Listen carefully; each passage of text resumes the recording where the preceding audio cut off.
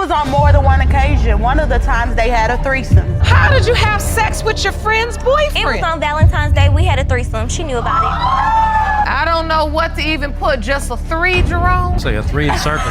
3 children from 2 women are after him in paternity court. Mr. Herron, Mr. Medley, and Ms. Johnson are adamant about Mr. Medley Sonar being their father. One thing may separate them, considering that they may not be from the same mother, but this trio is here for one common cause. He wasn't in my life. Why would you give me your full name as a junior? Why would you sign my birth certificate if you deny me as like we was her grandkids? She told us no matter what. Here we go, again with a semblance card. Everyone keeps grasping at straws with this semblance card. But Mr. Medley, why sign a baby's birth certificate and give him your entire name if you're going to deny him in court 30 years later? If he ends up not being his son, the poor guy just might have an identity crisis. Whoops, the man has a good point. Waiting 30 years to get a DNA test is so unbelievably late. Now how are they going to trace back the baby's fathers back 30 years? What if the mothers are really old with Alzheimer's? Way too much time has passed. I died 3 times in the hospital because of you, man. And I hate you for that. I want to let you know that. And on top of that, what he just said, I remember I was about 1, and I remember his mom being at the hospital. My family was there. Well, damn, this entire case is so emotional. It really is a mystery, too. A mind-boggling one at that. Regardless of the fact that they're getting paternity tests done 3 decades later, it's a mystery that this man was not present 30 years ago as well. My brother took me in. Make sure, so me and my brothers wouldn't get split up. That's how they got divorced, was after that. After he got burnt, that's when they got divorced. Oh my goodness. Would you look at that? This man blames himself for his parents splitting up. He held all of this guilt and kept it bottled up within himself. All of the invalidation he felt growing up really did keep building up into everything he's feeling right now. The only way to get to the bottom of this is getting the results. That's something? He's not just the father, but he's both their fathers. To think that this man has lived all his life believing that he's not the father of these 2? Now, there's one left. Is the fate of Ms. Johnson going to be similar to that of Mr. Herron and Mr. Medley? Is it going to be different? Let's find out. This is enough. I just need to know what's the name of my dad. So she told me his name was Victor Medley, but you are not to contact him while you were in my house. I'm like, okay, well, I can't contact him while I'm in your house. Did you ask her why? Yes, I did. Just a bad relationship, huh? Well, isn't that just something? What sort of bad relationship between the 2 would get them to be so uncivil towards one another? Also, why exactly would Mr. Medley deny those 2 boys but be so accepting towards Ms. Johnson, despite his bad relationship with her mom too? What a guy this man is turning out to be. Now it feels like he keeps pretending to show up, but he truly does not care about his kids, or even their kids too. To think that everyone thought he denied the boys, but not Ms. Johnson. Turns out he denied having any kids at all. Why are these results so important to you? Because it will give me closure. I mean, I know. I look like him. Look at the picture. I look like Maurice. I look like Victor. I'm the oldest, and he's... Would you look at that? He accused the other moms of promiscuity, but look at him having sex with 2 different women during the same time frame and having 3 children. What a guy. Really, this man is definitely not taking the medal for Father of the Year. Let's get to the results. Mr. Medley Sr., you are not her father. Mr. Medley, what are you feeling now? I don't know. I thought she was my daughter. Miss Johnson, if you didn't know before, somewhere underneath all of that tough exterior. The most unseen thing is happening in court today. Mr. Fegan is here today to prove that Ms. Pinkston is his biological daughter. She is not having any of it. She says her real father is the man that raised her. She just met Mr. Fegan when she turned 16. Now, here they are, 30 years later. This case is mysterious as it is unusual. I met Mr. Fegan here when I was 16 years old. I never knew of him, never heard nothing about him. And then all of a sudden one day, my mom decided to take me with her to a friend's house. Oh my goodness. Would you look at that? It's even worse than we thought. Her mother really said it so casually too. She simply mentioned that the man she's known all her life means absolutely nothing to her. This new man, however, is her father. How does that even work? Especially saying it to a teenager too. Okay. Did you know she was married? Well, yes, at the time, it was wrong what we... How long did the affair last? 5 or 6 months, maybe somewhere. I mean, she came to me before I left the job and told me that she was... Now the mystery has just started to unravel. It was an affair all those years ago? Phew, we're just getting started here. Now, how would this woman have felt, knowing her status as the product of an affair from her mom that must have hurt her father, Mr. Pinkston, so badly? What a sad thing, really. That was like the worst day of my life because my mom sit down, she goes, "This is your father." I'm like, "No, my dad is at work, so what in the world are you talking about?" And next thing you know, there's tears everywhere. Everybody's crying. Imagine that. This is a 16-year-old we're talking about. What did her mom expect? Did she think she'd tell her thank you and ask for an ice cream date with her new dad so she'd get to know him? She really called that event in itself the worst day of her life.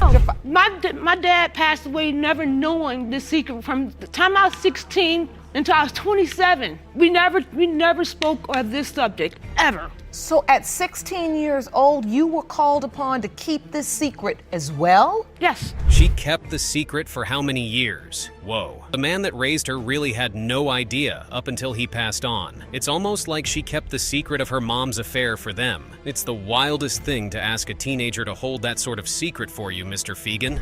She never would call me her father or... I never called my father because my father died. So it never felt right to call some other man dad when my dad passed away. And I understood that, I did. It hurt me that she couldn't, Of course she didn't call you dad. How would she? After all of the love she has for her father that raised her, do you really think she would leave all of that behind for you with whom she has no relationship whatsoever, Mr. Fegan? Especially after you and her mother have burdened the poor girl with that unbearable secret. Want to tell me about it, how come they didn't just let everything out the bag and everybody sit down and everybody talk about it? I can't imagine having to get such life-altering news. Oh well, they say if nothing is wrong with something, then there's no need to try fixing it. Miss Pinkston really loved her father who raised her, it seems. She absolutely adored him. She must have seen this man, Mr. Fegan, as an imposter at that point in her life. Almost like the man was trying to take the happiness away from her, whereas all he wanted was love from his daughter. And I heard it, but I act like I didn't hear it. What did you hear? That Kitty was her father. Who did you hear say that? My mom and a couple friends. This is something my mom didn't want none of her kids to know. Now, take a look at that. Kids all over the family really were affected by this news from such a young age. One would think that kids are not listening or they don't understand, but this is real proof that they are listening and in fact do understand. Ms. Pinkston's sister is trying so hard, but she still can't make a concrete sentence because she thinks it's so unfair. It means a lot because Tanya would be my only surviving child. I lost my son, and they were awful close. Yes. They were closer than me and her.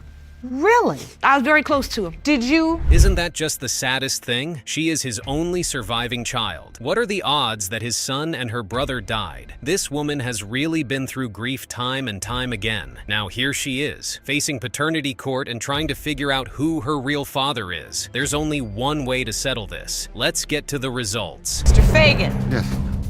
You are not her father. Oh my God. Oh, Lord, no. Oh, Oh, no.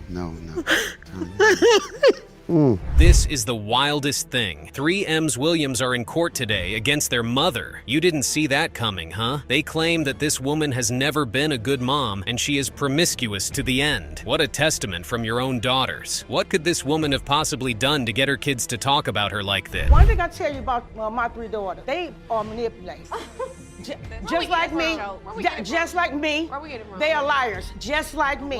It's the truth. We're not even It's her the kids. Oh, now we see the big picture. The 3 children have been labeled liars and manipulators just like their mother. What a bunch. What could have happened in their lifetime to warrant this sort of behavior from both parties? These women really mentioned that their mother is promiscuous and they want to get back at her. Notice is my mother, but she does not notice him. He calls out her name. Who are you? You talking about some, so you don't know who I am. Talking about some, I don't know. You talking about some, yes you do. She talking about some, oh, Lisa, they're your daddy. Guys, you're not gonna know this is my daddy when you look at him. What a chaotic bunch. Now the mom and daughters are really having a go at each other. They've had the funniest experiences together even. What do you mean you met a random man at the gas station and called him your baby's father? You want me to tell her love me when I can do something for y'all? Let's get some order. Let's calm down. I know these issues are difficult to deal with. Ms. Liddell, Lisa stated there was a gentleman. Just look at them go. These kids feel so wronged by this woman. They do not care about how she did not love herself at any point during their childhood. She really has been bottling everything within herself.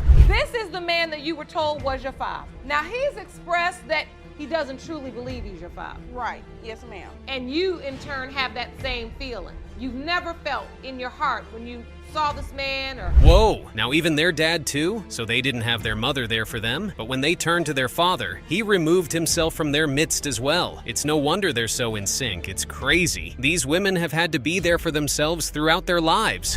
Why did you miss my 8th grade graduation? You weren't away. You were out. You were able to come. Why did you miss it, Jamie? Because I was a piece of, I'm not gonna keep down on myself, but I didn't care about y'all. Wait a minute. Just hold on a minute. Ms. Liddell just agreed that she should have had Jamie aborted. Why would you say something so nasty, Ms. Liddell? No matter how silly she talks back at you or whatever she says, she's still a human being and she's still your daughter? What kind of relationship do these women even have?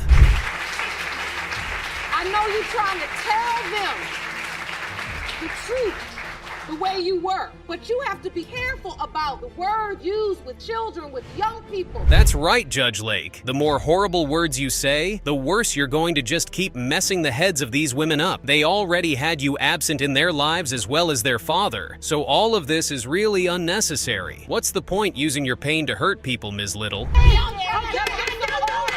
Let's get some order. Ladies, Try to learn. ladies, Try. ladies. I just want She to get away finally from her. tells the truth. Oh my goodness, yes, this is so real. Ms. Little has been so honest with these women, saying everything she has been doing from their childhood up until now. This woman knows she has been unavailable and she owns up for it. Nobody is asking these women to forgive her immediately, but at least give her a chance to even speak. You can stay up in the comfy victim chair because it suits you well a lot of times. It gets comfortable. Ain't nothing gone right for me because this person did this to me. And it's true, they did it to you. Ain't nothing gone right for me. Judge Lake is giving these women the best advice they could ask for. Sure, they've been hurt. They've been hurt all their lives, in fact. But the more they allow this hurt to eat at their lives, the more obvious it is that they are not going anywhere. Now to wrap everything up, we'll get to hear the results of this shocking case. Mr. William, you are her father. He did something. He straight dropped his head like, oh. It was out of happiness.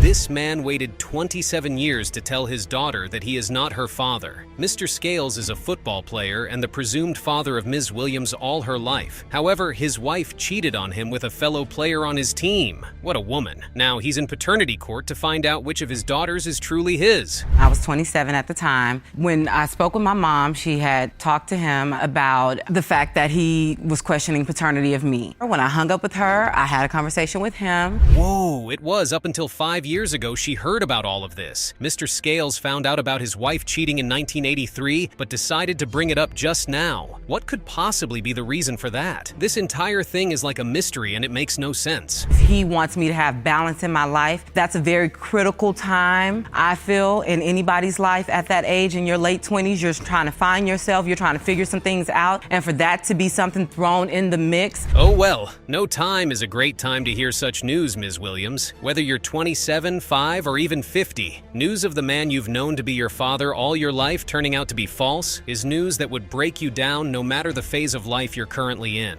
Well, that wasn't fair for me to have to question that at 27 years old. I'm your parent. I'm not your friend. I'm not your associate. I'm a parent, and I have responsibilities and duties.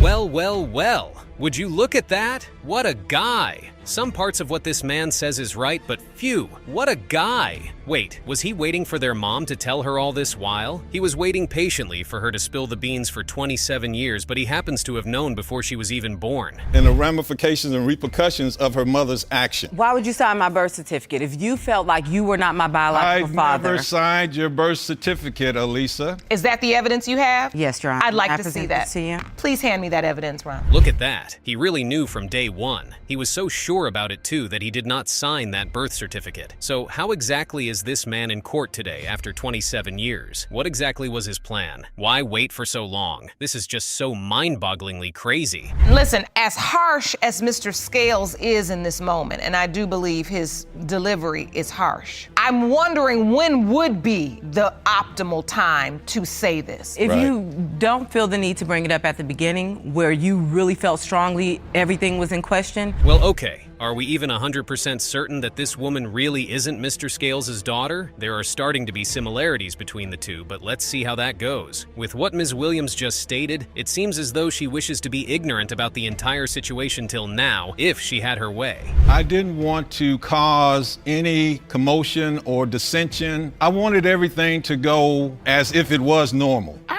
Growing up, I was born at this time. It was never normal. There was always subtension about something. I want to hear from your mother. Ron, could you please escort their mom into the courtroom? Yes. I want to talk to her. Well, well, well, what an interesting entry. This woman did not hear anyone's testament, but she walks into the courtroom and calls Mr. Scales a liar, straight up. Now, what is he lying about? The entire thing from the affair? His intentions from the beginning? Now this woman needs to spill the tea. Well, okay, this just got way more interesting than any of us bargained for. We asked Ms. Williams to spill some of the beans, but she spilled the entire pot instead. So what? It turns out we've been trying to figure out the paternity of the wrong child all along. What is going on with your family, Ms. Williams? What is really going on? If he was gonna doubt a child, he should doubt Tanja. When I had the affair with the person in question, when I met I the rest person my case, Your Honor. in question. Oh, so already there's a cycle as it is. Now we have to find out if truly this cycle would be broken today or not. If the cycle continues, we just have to wish that these girls don't carry it on and hope for the best. Let's get the results. Mr. Scales, you are her father. Mr. Scales, you are her father. Mission accomplished. Mission accomplished. He broke off their engagement 2 weeks ago because she cheated on him. This next couple are quite the pair. Ms. Gregory and Mr. Elston were engaged to be married. Just 2 weeks ago, Mr. Elston called it off because of paternity doubts over their son, baby Carson. It's very important for me to save my family because I feel that my kids, both of them, my unborn child and Carson, deserves their father. And I feel that we got engaged in May. He broke up with me 2 weeks ago because of paternity issues. Okay, hold up. 2 kids? There are 2 kids. As per, this woman is pregnant for him again as it is? Well, okay. One would wonder why exactly they got pregnant again after breaking up the engagement. However, considering that they broke it off 2 weeks ago, it low-key adds up. I'm actually the one who caught her ex in the driveway. My brother was out of town. He's a hard-working man. He works to take care of Carson, Carly, and the unborn child. And he called me. He told me to go to the house. Whoops! Looks like we're getting right to it. Now that we've established that someone is definitely lying in the courtroom today, it should be fun trying to figure out who it is. Is it Ms. Gregory lying about her ex in his pickup truck? Or is it Mr. Elston's sister lying about seeing Ms. Gregory's ex? Me and Mr. Elston met through my ex at a basketball game. I was dating. Through your ex? I was dating my ex and he was cheating on me at the time, so I felt comfort in Mr. Elston. He had a girlfriend also. We started sleeping together 2 weeks after we met. My goodness. So the entirety of their relationship was based on lies and cheating. They met, cheating on both their exes. He got her pregnant, but still stayed with his girlfriend regardless, denied her pregnancy, and now, somehow, they got engaged. Whoa, couple of the year. I get in the hospital room, I go get the baby from her, like, we sit down, take a picture, and I looked at her Your real exact closely. words was, he's too white. And Your That's Honor, exactly what he said. the baby didn't look like me. He don't have my nose, my ears, my eyes, or nothing. And I just got up and gave her the baby and I walked out. He wanted nothing to do with the pregnancy because she didn't see him throughout the 9 months she was pregnant for. Now that she had an emergency C-section and was in the hospital for 5 days, days. He walked in the second day, picked up the baby, dropped him, and then walked right back out. Right. How did that happen? 3 weeks after I had Carson, he started coming around more. So we ended up getting into a relationship. We got engaged and we was doing good. And then I got pregnant in June. Well, whoops. Now, that was fast. They got engaged and got pregnant again a bit too fast. So here they are, engaged to be married and still sorting out issues like other men being in the picture. What is this entire thing even about? What are relationships anymore? You text back, are they hugged up or anything? And she texts back, yes. Was this the ex that she saw you hugged up with? Yes, Your Honor. So you admit you were hugged up with your ex then? Yes, in April. Okay, so she admits to being hugged up by her ex in the living room, but says they didn't have sex. Ms. Gregory also admits that this happened in April, not March. Yeah, but you were still with Mr. Elston, so does the month it happened even matter, Ms. Gregory? You just weren't sleeping with him anymore, but you just happened to go out to dinner with him and his whole family and put a post up about it and say, I love you with a heart. Yes, Your Honor. Judge Lake is on a roll. What a woman. It makes no sense to claim to not be with your ex 1 month, but then go out to dinner with him the next month with his entire family, then post about it. Ms. Gregory then went on to say that they did eventually have sex one time, but he wore a condom. Cheating is still cheating, okay? And is he the only person you had sex with in February? No, Your Honor. Oh, yes, Your Honor. She forgot Well, to who mention else a did part you about have her. sex with? My friend's boyfriend. Well, this is juicy information. What a woman. She had sex with her ex and her friend's boyfriend in a threesome, then went on to sleep with her own boyfriend the very next month. Now, does this mean there are 3 men in the picture? Why does Ms. Gregory seem to not understand the concept of commitment? Skipping right to the end of this, let's get to the results. Mr. Elston, you are not the father. I'm sorry, Mr. Elston, you are not Carson's biological father. Yeah, man. Put myself in a situation where I thought I could trust her and, Last on the list, James and Woods met over about 2 years ago via some mutual friends. Aubrey had an ex at the time who she had a very rocky relationship with. Regardless, the two hit it off quite nicely at a Valentine's Day party. I seen her there and she was crying, and I asked her what was wrong, and she said her and her ex got into a fight because he didn't want to come. So I spent like 30 minutes trying to cheer her up, and then we left and we had sex 3 times, and she felt bad because she cheated on her boyfriend at the time. Whoa, okay. What an interesting turn of events. 2 months later, Aubrey calls Woods right in the middle of work to break some interesting news to him. What a woman, really. You did not see this coming. Yes, Your Honor. Did you use protection? No. So when you found out you were pregnant, you immediately called Mr. Woods. Yes, but I told him that he was not the father, that it could be somebody else. You did. Mr. Woods, that's not what your testimony was. She did not tell me that, Your Honor. She says she told you that it could be did not. somebody else. This has to be the cutest thing. What a beautiful reaction to the news about a baby. From here on out, Woods showed an overwhelming amount of support. We get to see how much of a kind-hearted person Cody truly is. Once you Your Honor. found out you were having a baby, you started going to the doctor's appointments, what else did you do? Outside, I started building a nursery, and I spent many nights with her when she was sick, throwing up, and I went to work the next day. It just keeps getting better. However, all of this is happening without an actual relationship between the two. Speaking of relationships, it brings up the important question: where is Aubrey's ex? What exactly happened with him? This is where we're introduced to just how much of a respectable man he is. How did you ask her? Well, the only thing she could really keep down was chicken nuggets, so I took her to the restaurant, and I proposed to her with chicken nuggets, and I said I'd be one happy nugget if you'd marry me. It's a popular belief that people should go out of their way with helicopters and diamond rings. Cody, on the other hand, gave the most intentional proposal that probably exists. What a beautiful, cost-effective method. Not only is Cody Woods such a hopeless romantic, he happens to be a great father too. Wait for it. Deep down in my heart, I feel like she's my daughter. I mean, if she's not, it's gonna break my heart. I mean, I've been through everything. I love this girl to death. Like, for the past year, I've been there. What a nugget indeed. Unfortunately, everything seems to go downhill from here. Apparently, Aubrey knew that Cody was not the father for quite a while now. When she was asked about this, here is what ensued. So, Ms. James, if you had these doubts, why did you allow Mr. Woods to sign the birth certificate?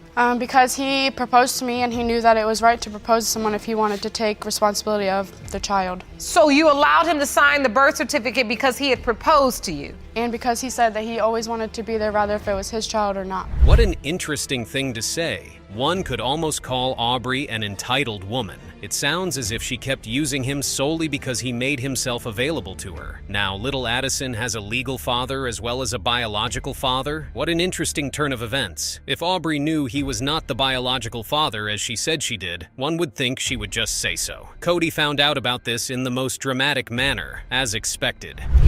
We was living together at the time. We was still engaged, and we got to a big fight. And I walked outside, and she came out with me, and that's when she said that Addison may not be mine. I could be her ex. Why did you say that to him in that moment, Ms. James? Because out of spite to get to him, and also because I've told him before that he wasn't the father. What a woman. They broke up afterwards, but Cody did not make himself a stranger to Aubrey or little Addison. However, it looks like Aubrey is okay with being in a relationship with Cody primarily for the sake of little Addie. After telling him to his face that he is not the biological father of her daughter, Aubrey is still stating that Cody is currently not catering for Addison properly. What a case. You seem to again acknowledge in November 2016 that he's your fiance and Addison's father. Yes, Your Honor. So even though you say you have from the beginning said he may not be her biological father, it seems as if you were living and operating and holding out to the public that he is her biological father. What a confusing turn of events. It gets even worse. After all the banter, the DNA results are revealed. The court is tense. It feels like everyone's on the edge of their seats. Mr. Woods, you are not the father. What a twist. Woods simply could not take it. He needed to take a moment to get himself sorted. The case ended with him saying the most wholesome thing. Mr. Woods, thank you for coming back in. I'm very sorry. I'm still gonna be there. Ms. James, is there anything you want to say to Mr. Woods in this moment? I would still let you be in Addison's life and be there for her. This is extremely hard because it's complex. Carr, his father. Oh, yeah. Look, I got something. Hold on. She looks like her dad. And she's light. That's it. Shouldn't her dad be your husband if you're in a marriage? No, Your Honor, because I told him I cheated on him. Well, when I told him that I was pregnant, he kind of was shocked a little bit. Then he was like, "She gonna be my 13th daughter. How can I take care of all of them?" His what child? 13th kid. I told her I had 8. When I came back into town, I knock on the door, and the door opened. I see my pajamas. Mr. O'Reilly has on the pajama top. That is not true to me. The gentleman has on the pajama bottom. Your pajamas? My pajamas. I didn't create no drama. I didn't fight. I didn't do anything. I turned around. I tell my cousin, I said, come on. A distressed father seeks clarity regarding the paternity issue that has been troubling him. You claim that when your son turned 3, the defendant, your wife, admitted to you that you may not be his biological father. You have petitioned the court for a paternity test, seeking a definitive answer today with hopes that your son is biologically yours. That's correct, Your Honor. Both parties involved share equal responsibility for the act of infidelity. During that vacation, we had separated. When I get back from the vacation, I go to different houses that she's at. Periodically, I see this same dude at the different houses. So I'm like, okay, it's nothing. We're separated. She tells me she's pregnant. I'm like, okay. Mr. Pickett elaborated in court on the depth of his suspicions. He told me that the other guy that was there was for Shanae. So it was one of those type things. It was one of those type of things. Now this extended vacation is over. I'm back again. I'm playing daddy. I have no problem with playing daddy. I love my kid. That's why I'm here today. Okay. I love these little guys. Let's just speed it up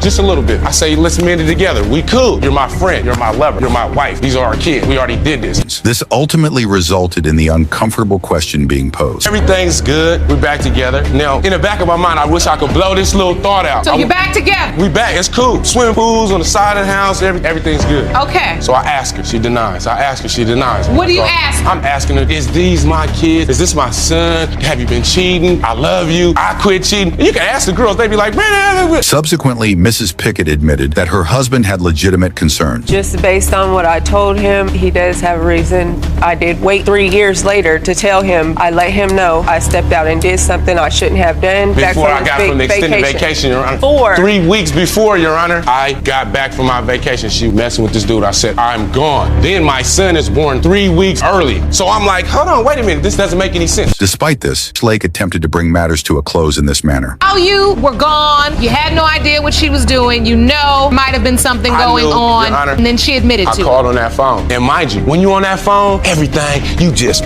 wait, be quiet, because you're on the phone. Hello, what y'all doing at the house? Who is that in the background? That's what you do on those extended vacations, because you don't know what's going on. So you got your spidey sense up. Mr. Pickett even reiterated his outburst during the trial. She admitted it. I said, this is the first thing I said, Your Honor. I said, after all this time, this is my That's how you did it? I did just like this. I was in short pants. We were supposed to go swimming, and I just lost the whole swimming mode. I was like, oh my God, oh my God. And then I was like, oh my God, oh my God, oh my God. Whoa. And then that was like, I walked outside. Mr. Pickett, did you do that? I did all of it. The next witness took the stand and described the alleged father as quite challenging. Loves his kids dearly. He wants to be with them all the time. He has them now. He's never forgiven her. He's never given her a chance for anything. She can't work. She can't do nothing. You saying he's controlling? He's very controlling. He's very intimidating to her. That's why she's standing here quiet now. She can't come enjoy time with me. She can't be at my mom. She can't be nowhere without him wanting to know exactly what's going on. He just shuts her down every time. Mr. Pickett attempted to justify his actions in this way. Always a possibility for doubt, and there's always a possibility for it being for real. I laid down with this woman. I did. Passionate or however you want, I did all of that, everything. But you do that with a lot of women. You do that, you bring all this in her face all the time. Are you still cheating with other women? There ain't no cheating. If you separated, there's no cheating. The judge acknowledged the situation, emphasizing that marriage requires mutual effort. He's hurt. Do you understand that? Your Honor, he wanted to let her work and trust me, I understand that when there's a child involved that you spend time with, you keep saying these thoughts in the back of your mind, these thoughts in the back of your mind. Can you imagine that she also has thoughts in the back of her mind? She got more than me. As the proceedings progressed, the atmosphere became increasingly chaotic, culminating in Jerome nearly tackling someone. You are his father. Oh, yeah. Look, I got something for you. Hold on. See, it's straight up. Straight up. Okay. Mrs. Johnson has reached a point of exhaustion in her struggle to choose between her son and her husband, prompting her decision to seek a divorce. You claim your husband of 7 years is forcing you to choose him over your 12-year-old son, Elijah. You have separated multiple times over the past 5 years of your marriage. You have petitioned the court to order Mr. Johnson into family counseling because you say if he will not agree, you plan to divorce him. Yes, Your Honor. She further disclosed that her sons were not receiving equal treatment. I want my kids to feel equal. I want my oldest son to feel When you say he shows favoritism, for an example, I put my kids in baseball. He would participate in our son. He would never participate in Elijah's. That's not true that at all. photo right there was Elijah's birthday. I took him to the go-karts and he was supposed to meet us after work and didn't even show up. Mr. Johnson was unwilling to accept such judgment. You can't expect different results when you're not willing to make a change. He undermines me at home. Discipline your son. Mrs. Johnson, you said your son asked you, Mom, why can't I have a dad too? Yes. He does have a dad. I'm there for him. I potty trained him. I've taught him how to ride bikes. I play video games with him. I've tried this was so years many times. ago, It was years ago. Mr. Johnson, but do you show favoritism? Do you? Nevertheless, Mrs. Johnson presented her son's letter to the court. My name is Elijah. I'm 12 years old. I don't want my mom and Jason to be together anymore. I don't like Jason at all. I don't like being around him. I don't ever want to see him again. Why? I don't care. That please doesn't mean hand me that anything to letter. Do you have any idea why Elijah would feel this way? Elijah's disrespectful to me, to her. Conversely, Mr. Johnson also had his share of challenging experiences to recount. To remodel the entire place. She told him specifically to clean up after himself. He is 12 years old. I cleaned the entire house. 5 minutes later, he destroyed it. There's food everywhere. I asked him, pick up after yourself. I shouldn't have to do it. You're 12 years old. He told me, you'll have to deal with her when she gets home. He knows I can't have that house like that because then me and her are going to fight over a dirty house. And I'm not going to fight over a dirty house. You know what happened? I cleaned it. Informed the court that he was making efforts to fulfill his responsibilities as a parent. If he's 12 years old, can he pick up after himself? Can he listen to his mom? Can he respect his elders? So learning how to do chores, clean up after himself. Respect. Yeah, but you gotta Do you think he respects his mother? I did give respect for many, many years. This turmoil ultimately resulted in the couple's separation. Separated because of this. Right now. I mean, I love Jason with all my heart. I do. And I would love for us to work and to be a happy family. We don't see eye to eye. But at the point it's at right now, I just don't know if that's ever going to happen. So much has happened. So many. How do you want me to be a father but not do fatherly things? Mrs. Johnson Johnson's witness provided testimony in support of her claim. You're being left out on a lot of things. Father, son, the ice cream. You ask Ethan to pick up your room. It's like, would you pick up your room? What's wrong with you? Why aren't we here for the way you talk to Ethan? You know, talk to him like a human being, not like an animal that did something wrong. Wouldn't that go for both children, not just Elijah? Like what Ethan, my son? Mr. Johnson's witness offered a contrasting perspective. There's a lot of disrespect going around. You got the whole family involved here. Courtney's a good-hearted person. She tries to please everybody. And she goes out of her way to please me. I'm just the mother-in-law. But she does that. She's a pleaser. But you got to set limits for your children. You cannot be best friend with the 8, 7, 10-year-old, 12-year-old. You can't be best friend. However, the situation proved to be more complex than it appeared. Around 12 years old are a lot to handle. He's twice. That's a really tough age. I can remember being 12 years old. Does it happen to you when it's just you and him? Are you all interviewing each other, or am I trying to figure out what's going on in the marriage? Because my thing is, all of a sudden you get in here and you want to talk to one another. Consequently, the judge concluded that both parents needed to reconcile their differences. Two of you in your marriage, some of which are caused by the parenting issues, others financial issues and such, professional issues.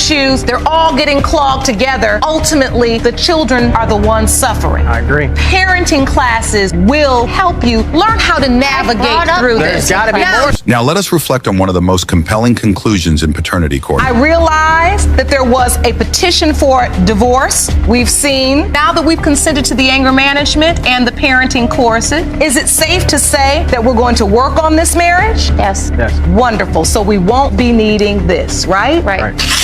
Fantastic. The situation escalates dramatically as Miss Touré accuses Mr. Lacey of being an absent father to their adult son, Trevon. She is resolute in her quest to establish his paternity and to put an end to his justifications. The judge prepares for a tumultuous confrontation, signaling that the unfolding drama is only beginning. Ray, you are in court to prove to your ex-boyfriend, Mr. Lacey, that he is the biological father of your adult son, Trevon Lacey. You state that the defendant has been an absentee father, full of excuses, and you want it all to end today in court with the truth. Yes, Your Honor. A significant revelation emerges when Ms. Touré presents the birth certificate, showcasing it as undeniable evidence that lists Mr. Lacey as Trevon's father. He refutes this claim, asserting that he was incarcerated at the time of Trevon's birth. Your Honor, I could not have signed the birth certificate. I was not. I was incarcerated at the time Trevon was born. So this birth certificate, child's name, Trevon Lacey's father's name, Larry Lacey, but it's typed in. Was he present at the birth? He was not present, no.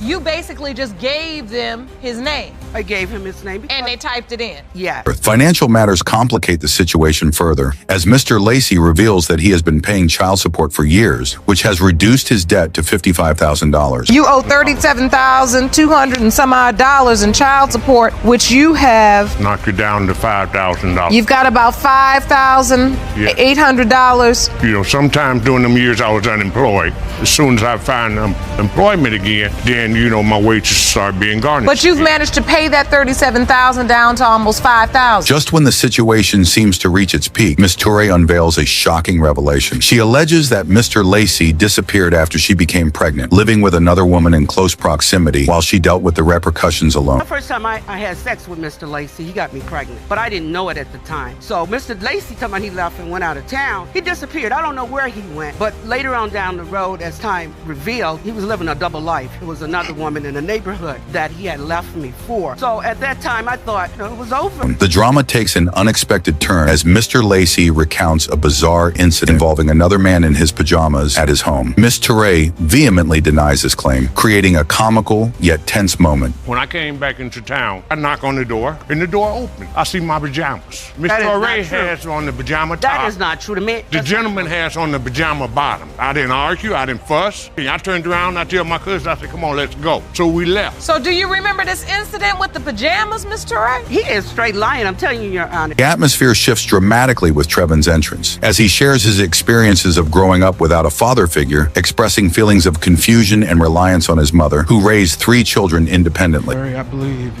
Growing up with my mom, there's a lot of things that I wish we could have been there with, as far as her having to be my father as well as my mother. I feel like if you were there, it was a lot of, heartache and headaches, which I believe are your grandchildren. They have a right to know who their grandfather is. True. I want to let you know that. I'm just ready to get these results so we can move forward in our life. The truth begins to unravel when Miss Teray confesses the existence of another potential father, leaving Trevin in shock and destabilizing his understanding of his identity. Mom, do you know where this other man is? I have no idea where he is, but he's aware that I was pregnant and Larry came back and all that. He's given me pictures, just in case this situation come out where the DNA say he is the father. He would be interested in getting back into my son's life. You didn't know any of that was going on, did you? No, ma'am. And I'm sorry for that, son. I should have told you. The pivotal moment arrives as the DNA results are revealed. Determined by this court. Mr. Lacey, you are the father. Thank you, Your Honor.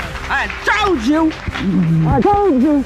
Now stand up, give my son his respect. Narrative unfolds like a tumultuous roller coaster from the very beginning, as the judge initiates the case of Curtis versus Buckley. Miss Curtis asserts that Mr. Buckley is the father of her son, Xavier. Miss Curtis, you say this court date is extremely important to you. You're here to prove to your ex-fiance, Mr. Buckley, that he fathered your 22-month-old son, Xavier, because his denial has left you homeless and in need of help. Yes, Your Honor. Miss Curtis recounts how Mr. Buckley's actions led her and her child to reside in a homeless shelter, sharing poignant details about her life as resident 1625. Them being in and out of our life and kicking us, not only me, but his son out of his apartment. We landed in a homeless shelter. I was known as resident 1625, sleeping in a twin-size bed with my son. That's not true. Sharing not kick her out. everything with other residents in the homeless shelter. You say he kicked you out, Miss Curtis? He went to his landlord. Curtis retorts that conception only requires one viable sperm, transforming the courtroom into a battleground of scientific arguments and emotional turmoil. I don't think I can have kids for multiple reasons. It only takes one fast one.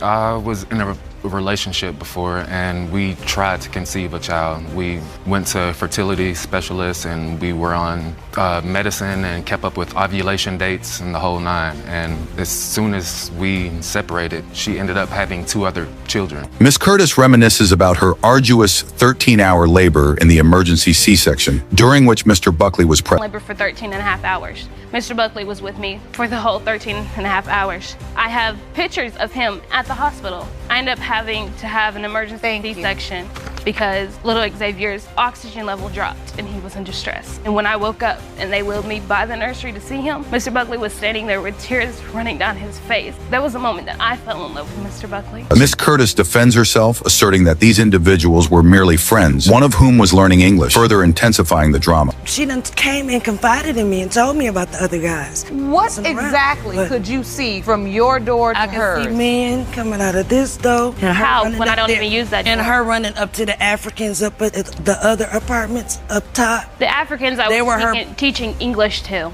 because he came from Africa and didn't speak English. He didn't speak English. The issue of child support emerges as the next contentious point, with Miss Curtis accusing Mr. Buckley of resigning from his job to evade financial responsibility. Are you currently paying child support? No, he quit his job so he wouldn't have to. I'm working right now. I'm missing out on work right now. I just started back. Father's name, Xavier Buckley. Yes, Your Honor. That's you. Correct. You signed it voluntarily. Yes, Your Honor. And is there a child support order? Yes, Your Honor. He was supposed to pay $216 a month, and then when he quit his job, they dropped it down to $80 a month. The DNA results are about to be revealed. Determined by this court, Mr. Buckley, you are not his father. Oh, baby. Well, thanks for watching. If you love this drama-filled ride, be sure to like the video and subscribe for more exciting content. And don't stop now. Dive into more videos full of surprises, suspense, and unforgettable moments. See you in the next one.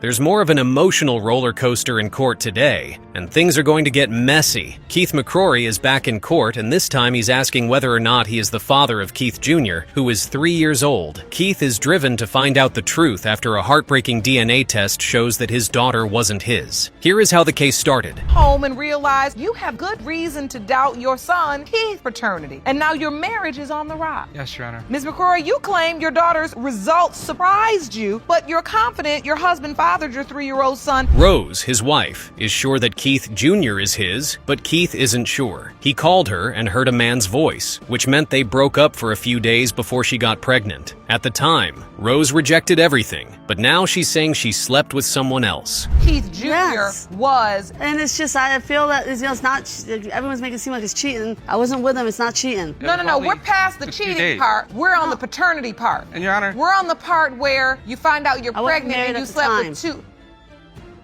No, we're not on the marital part. The worst part is that she didn't use protection. A lot of people gasp in the courtroom as Keith's worst fears come true. Was he lied to again? Not just any man, though. It was a close family friend. Keith remembers that he often saw him at their house and never thought anything was wrong. This last case went in the bad. And then you're going to bring it up? Why didn't he bring it up a long time ago? See, I didn't. Because he didn't know you cheated, right? Right. He didn't know you. Let me rephrase. Yes, Your Honor. Because you said the bed wasn't even cold yet. Yes, Your Honor. And see, the thing is the potential father promised him, say she'd send him pictures. We need to talk about child support now. Keith just found out he owes $12,000, but Rose has never said she had doubts until now. Why did she let him pay all this time if she knew there was another option? It's clear from Judge Lake's face that something is wrong. Afraid she's also sending to men. There's nothing wrong with that picture. Yes, Your Honor. No, I am. I mean, the first one was just like not too long ago. And those pictures, I mean, I wasn't even with him. The first and that's one just pictures. was like those pictures have been on Facebook 6 months for ago. years, and I don't do that stuff no more. Rose says Keith has always been the dad. Keith remembers that she kept things from him, though, and he feels controlled now. He says he paid bills, bought clothes for school, and gave gifts. But Rose says he only did those things when it had to be done. Judge Lake doesn't like it. Friend and her friend, he comes over our house, chills out. He would come to the house and drink with us, crash on the couch for the night. And this is the person slept with? Yes, Your Honor. If she's lying to me and it's not my son, I'm not going to stay with her. I'm going to leave her. I mean, I'm not going to be with somebody who lied to me about my son. So the stakes are that high. The time works out too well. Rose didn't talk about another guy until Keith asked for a DNA test. All of a sudden, she remembers things differently. Why did she wait 3 years to tell the truth if she was so sure? The courtroom is split up. Mr. McCrory, this is the reason why you asked the court for a lie detector test. Yes, because you Your don't have any trust. I don't have any trust. Come on back in. What's making you so emotional, Because Mary? it's his kid. And what, you just feel like you're getting...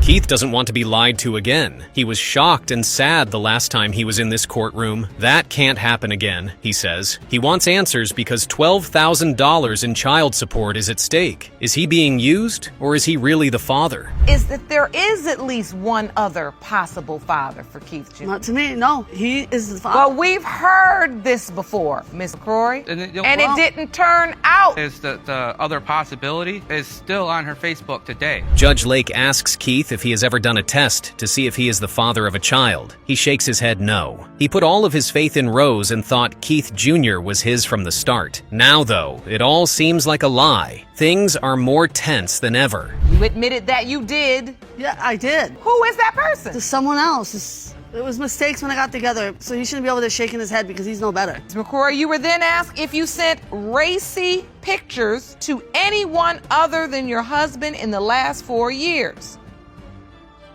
The moment of truth has finally come after 3 years of chaos. Judge Lake opens the letter slowly. There is silence in the hall. Get ready, Keith and Rose. One of them is about to get the biggest surprise of their lives. Mr. McCrory, you are the father.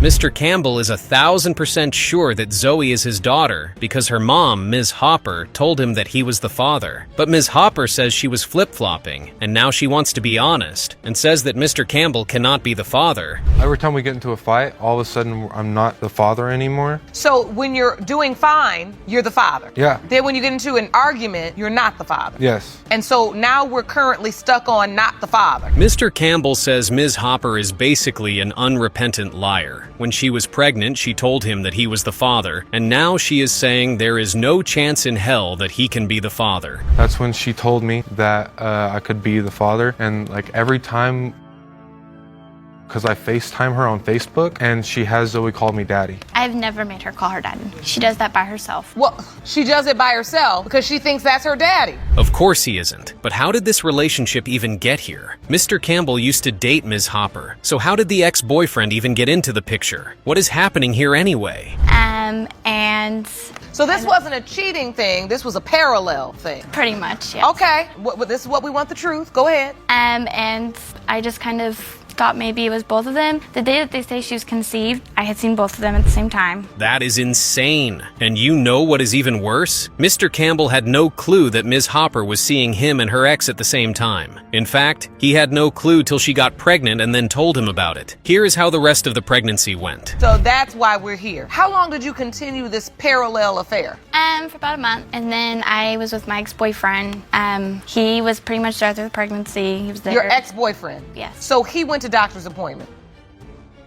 And I did give him her last name. Yeah, exactly, Ms. Hopper. What is going on? You would not believe it. But our dear Ms. Hopper has a fantastic explanation for her flip-flopping. And that explanation is that, well, the child did look a bit like Mr. Campbell as a toddler. Don't believe me? Well, listen to her say it herself. Younger, when she's about 6 months old, she did look a lot like him. She had a lot of, she had really big cheeks, she was really chunky, so she did have a lot of features of him. But now, she looks a lot like my ex-boyfriend. So you're just looking at the child and you're telling him yes, you're telling him no, you're telling him... This is one very unique case. Now, Ms. Hopper has said she only said that it was a possibility that Mr. Campbell was the father, but Mr. Campbell's mom has evidence that all of that was a lie, and that she indeed told Mr. Campbell that he was the father of the child without a doubt. Request on Facebook, and I said, hello, you requested me, please remind me how I know you. She says, I'm Elaine, I'm Jason's ex, I'm the one who thinks he is the father of my child. Oh, okay. And I said, okay, nice to hear from you. And she said thanks. Yeah, just as we expected. Ms. Hopper is trying to wiggle out of being caught in a clear lie, but Judge Lauren is not going to let that fly. So she sits up and does the next best thing. She tries to put the attention on someone else. Your Honor, I've given him chances to take a DNA test, and he refused to do it because there's a girl he was with. So... Did you refuse the DNA test, Mr. Campbell?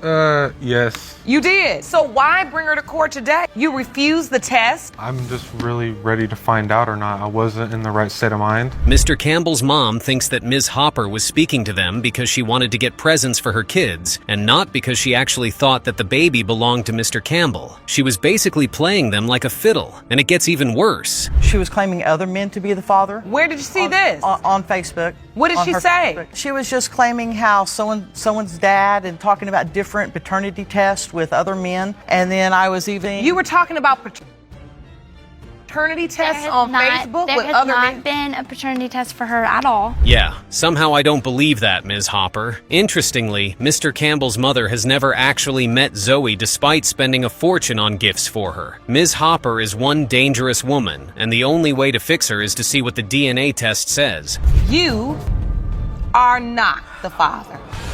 I'm sorry. I know you really wanted to be her dad. Looks like we have a third timer in the building. Buckle up, folks, because this case is a wild ride. Mr. Watson is done playing games. He's in court today to prove he is not the father of his fiance's 4-year-old son, Kevin. Ms. Mahoney, on the other hand, is 99.999% sure he is, but Watson isn't buying it. The insane case begins like this. And so you were away and you came home. What did you find when you came? She had 2 men staying with her, and they were showering her with gifts and taking care of her. Now, me as a man personally, I'm not gonna do that for no woman. Being a man, though, you should have left me. I never left.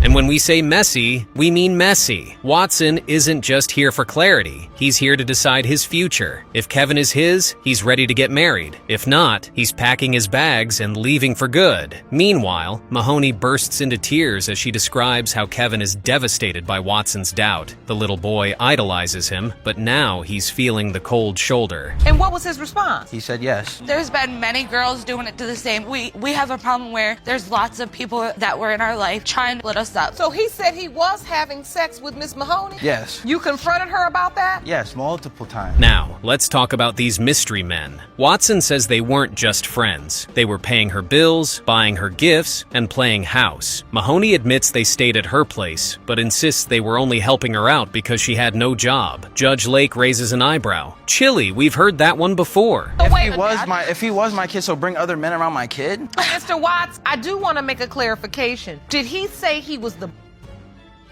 biological father, or did this man say he was stepping up to be a father? No, he said Pretty much, Your Honor. He said He that takes was it how he wants. He said that was his kid. And here comes the real tea. Watson confesses that one of the men straight up told him he was Kevin's father. The courtroom GASPS.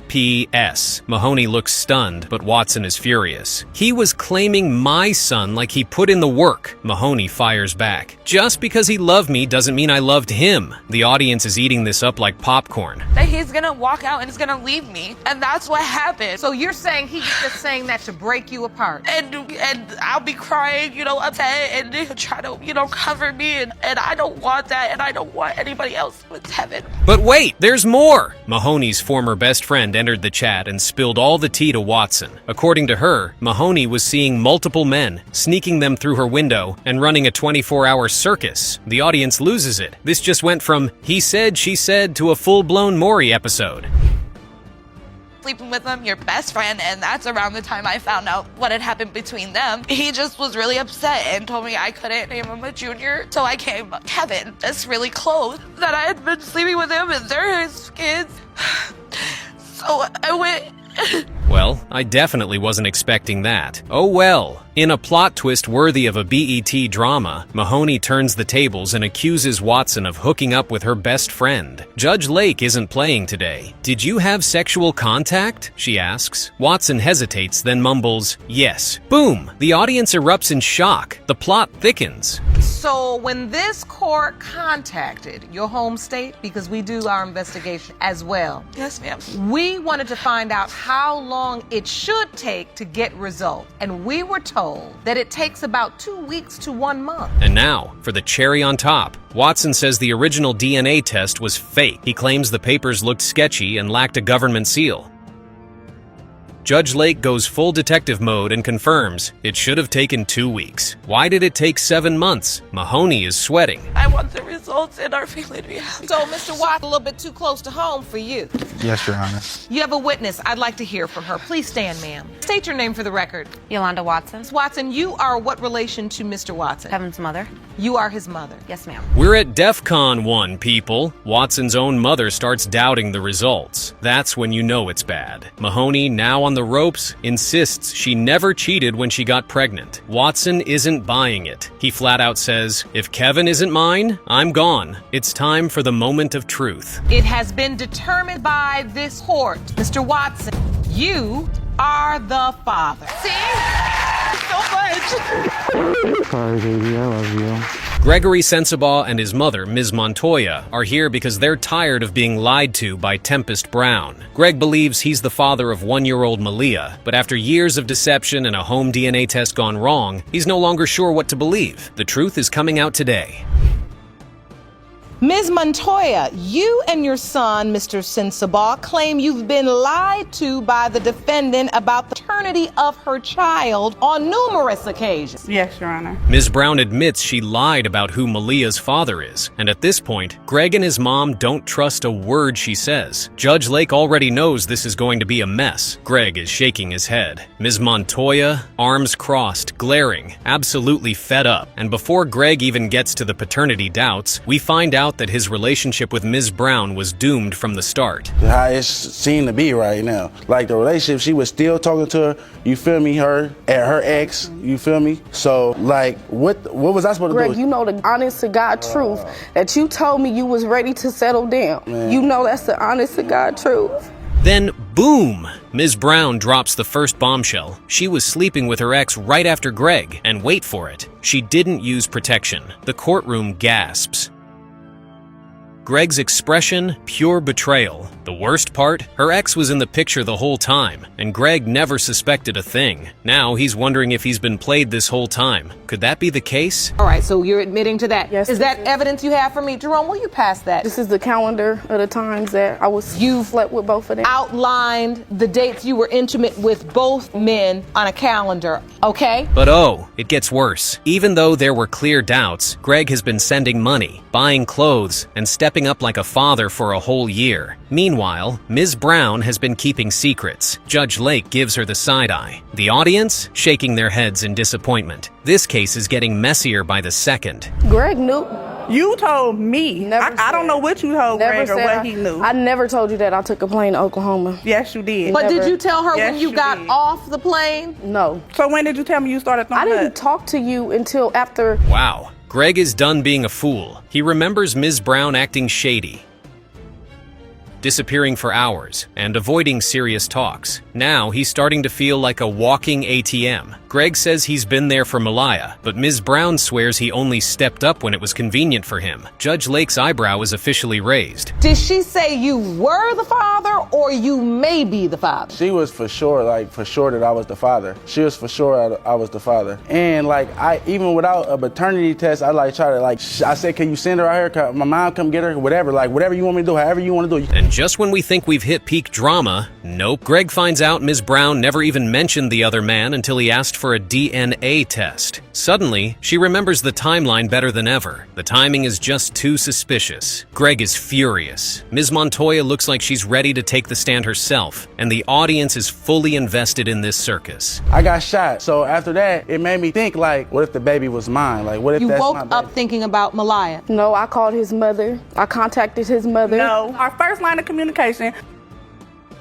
was you calling him to tell him that the baby was his. Greg is not about to be humiliated again. The last time he got his hopes up, he was crushed. He's not letting that happen twice. His money, emotions, and future are on the line, and he demands the truth. And now, after everything, it's time for the results. Is your biological child? Do you want to have a relationship? Yes, I want to have a relationship with a child. Yes, I want to step up and be a man like I already been trying to do, step up and be a father from the gate without no paternity. Well, whether she likes it or not, she's going to find out the truth today. Her choosing not to send it in just says a lot, if we are being honest. Oh well, the results are in, and Judge Lauren is ready to reveal them. Let's get to the bottom of all of this.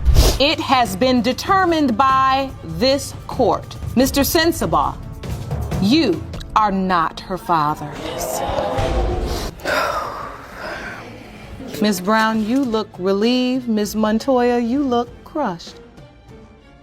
We've got a DNA face-off in the courtroom today, and this one is about to get insane. Megan Kavanaugh is here with her mother, demanding answers about the paternity of her 3-week-old son, Malcolm. She's confident that Mr. Bowles is the father, but there's just one problem. She was also intimate with another man. The case starts off like this. Ms. Kavanaugh, you and your mother are appearing in court today to prove paternity of your 3-week-old son, Malcolm. Now, you claim his biological father is Mr. Bowles, even though you admit to being intimate with another man, Mr. McElliott. Now, let's talk about Mr. Bowles. He's standing firm as a rock. He swears there is no way Malcolm is his child. He claims he and Megan weren't exclusive, and here's where things get messy. He says he found a used condom wrapper in her bathroom and instantly knew she was sleeping with someone else. The audience gasps. Well, you'd already said that. Just because I was the only person she was having sex with, and so then I found the wrapper. Just because I had sex with him on the first night doesn't mean I have sex with everybody on the first night. I actually cared for him and had feelings for him. We actually talked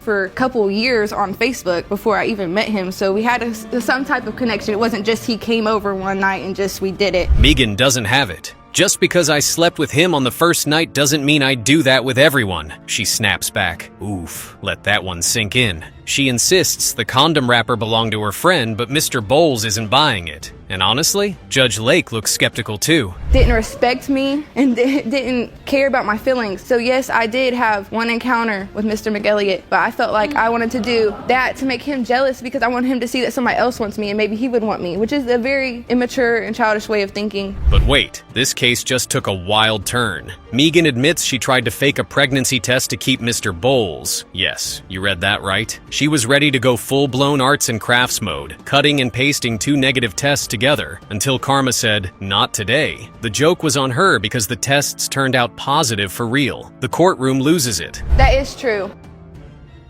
The way that I found out that I was truly pregnant with my son is because I was very childish when I was talking to Mr. Bowles. Like, I really cared about him, and I desperately wanted him to care about me because we worked about 30 minutes away, was always coming to see me. He gave me the wrong impression, really. So, Mr. Bowles, were you excited about the pregnancy? Not even close. At first, he didn't believe it at all. He started stepping up, but only halfway. Why? Because Megan texted him, bragging about being with another man. That was all the proof he needed. Now he's 1000% convinced she was playing him, and he refuses to be fooled again. Yeah, it was very shocking. Like, when I was pretending to be pregnant or trying to be pregnant, I don't think I understand fully the responsibility that I do now. Hard. And I'm very proud of her. She's really stepped up. And here comes the real bombshell. Megan drops a third name. That's right, a mystery man, a one-night stand, a man whose name she barely remembers. She doesn't even know if protection was used. The courtroom is shook. My house, because I don't see why you would disrespect a woman that may be carrying your child like that. Or any woman. Any woman. Or Ms. Kavanaugh, do you want to be with him so desperately that you just want him to be the father? And now, let's bring in contestant number 2. Enter Mr. McElliott. But hold on, a plot twist is incoming. Unlike Mr. Bowles, he actually wanted to be the father. He even offered to sign the birth certificate and raise Malcolm as his own, DNA test or not. The crowd gives him a round of applause. Me and her, we met. I got her number. I called her that evening and offered her to go a movie. We hooked up and went out to eat or something like that. But ever since... So you took her on dates and courted her and treated her like a lady should be treated. Meanwhile, Mr. Bowles is sitting there with his arms crossed like, I ain't buying any of this. He swears he doesn't see even the slightest resemblance to the baby. Mr. McElliott, he's having doubts too. I would be very pleased and very happy if it was Mr. McElliott's because he would be a good father. I just don't know. Do you feel like he looks like you or your mother? I would say no. How about you, Mr. Bowles? When you look at the picture of this handsome little fellow, do you see yourself? I don't think so.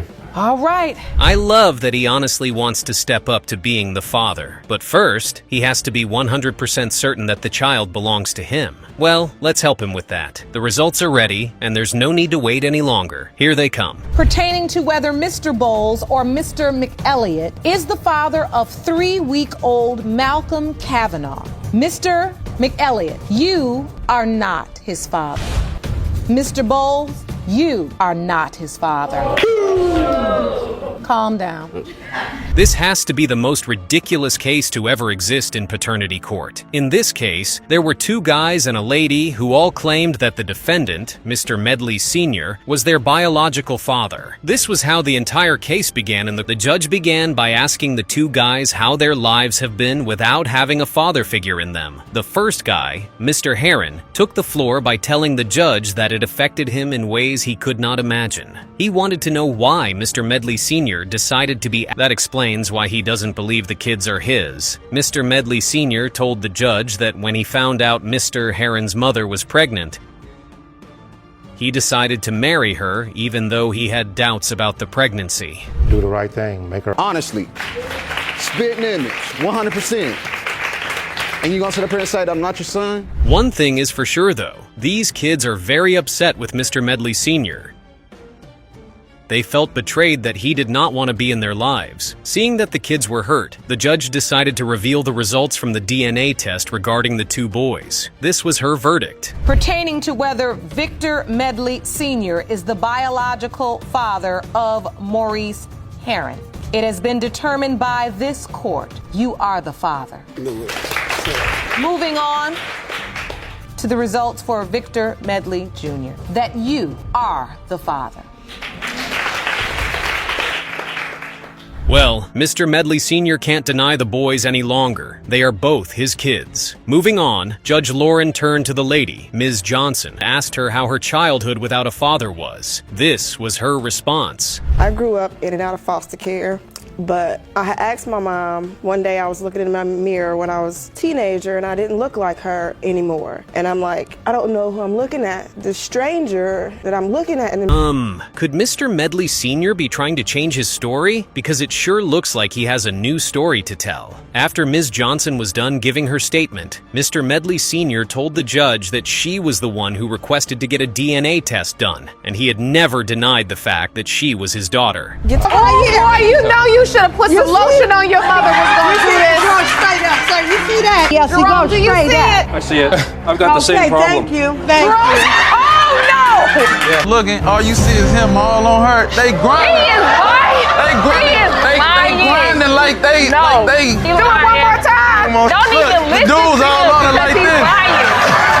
I thought about myself. I never thought I would have to go through this myself. And it's just like to deal with it. He had a C-section. I tried to run up in that delivery room. They called security on me because I was going to be the first one to see that baby. I allowed you to. You had your own apartment. Yes, but every time I went home, Mr. Well, you. Case 1 Mama Lindsay wasn't about to sit back and let her son sabotage his future for a woman she never approved of, and certainly not for a child that might not even be his. So today, she's taking a firm stand even if it means opposing her own blood. And your son's relation. Nicole is a liar. She's thirsty. Excuse me, Your Honor, that is not true. Let me tell you, Hold on. Miss Lindsay, tell me now, what's going on in this relationship that has you so upset? Your Honor, before she was ever with my son, she was my daughter right here, Demetrius's best friend. So she has a hit. The courtroom was filled with tension as sharp accusations flew. One woman's voice overpowered the rest until the judge stepped in, steering the conversation toward the mother at the heart of this bitter dispute. You want me to be friends with Demetrius? Whatever, that's fine, but we were still friends. I've been in love with Marvin since I was 16. She just has a problem with our whole relationship, and it has nothing to do with the baby. Why do you think she has this issue? I don't know. You have no idea. She's had a problem with me. I was nice to her in the beginning. I never done anything. I never started anything, the furious grandmother insisted. She believed the young woman was deliberately trying to break apart her bond with her Sunand that she said was crossing a line. He had a C-section. I tried to run up in that delivery room. They called security on me because I was going to be the first one to see that baby. I love all kids. Security on you They at the called hospital. security. They showed did. She claimed her dramatic actions during the childbirth weren't out of hate, but desperation. Her son was young and impressionable, and she feared he was being dragged into something he didn't understand. Can your son be the first one along with the mother? No, because he's too naive. Mr. Wells, do you believe the baby is yours? I hope that the baby is mine with everything in my heart. I hope that it's my baby. I think he would I've believe been there it more. for the And meanwhile, the supposed father, standing in court with uncertainty etched across his face, admitted he had doubts. After all, his girlfriend had confessed to sleeping with another man during a brief separation. I believe that it's my baby and I want it to be my baby. So when you say, I don't know for a fact. Her hair is real slick and curly. This is the best hair today. Good hair. I have good hair. You don't have no good hair. You just a liar. I got good hair. But doubts about the baby's paternity didn't stop there. The courtroom gasped as the mother pointed to an unusual clue, uniquely shaped toenail, a family trait she believed the baby didn't inherit. Rome, take a close look at toes. I'm gonna stand up. Yeah, he just stopped right here. Boy, you know you should have put some lotion on your mother was going to do this. Straight up, sir. You see that? You see this baby toe? This is my child. It don't grow like everybody else. It Jerome, goes do you straight see up. it? I see it. I've got the same problem. Thank you. Thank you. Oh, no! Things only spiraled from there when a close friend took the stand. She painted a picture of the defendant as someone who had many lovers and the baby could belong to any one of them. It doesn't She didn't matter tell me what until we do. after the fact that she had unprotected sex. So way after whether they were on a break or not, there's still a 50-50 chance pretty much that this child could either be your brother's or someone else. It could be a 10% chance. Instead of focusing on the well-being of the baby, both families seemed locked in a personal war. A child's life was caught in the middle, but their energy went toward petty rivalries and finger-pointing. You want to add she ain't one gonna more always thing, be your Miss Johnson? girlfriend. Let's get some order. Miss Johnson, what would you like to Another add? reason that I don't believe that this would be his is because, like I said, she lies so much. This is not the first time that she's betrayed me when it came to a man. Second time, and it's just repetitive lies and Thank things you. that To make matters worse, secrets ran deeper than anyone expected. It came to light that the man's own sister knew about the pregnancy months ago, but chose to stay silent, fearing family family fallout. You're one with Miss K, your sister, and your mother. Yes, I'm torn between the family and just all three of We're these gonna break this up individuals today, right sugar. We ain't breaking up nothing. He's You're gonna be not right gonna back be with you. me. Just want your money, son. This whole situation turned into an emotional circus full of secrets, betrayal, and misdirected anger. All while the baby, the only innocent one in the room, remained an afterthought to everyone involved. Mr. Well, you are her father.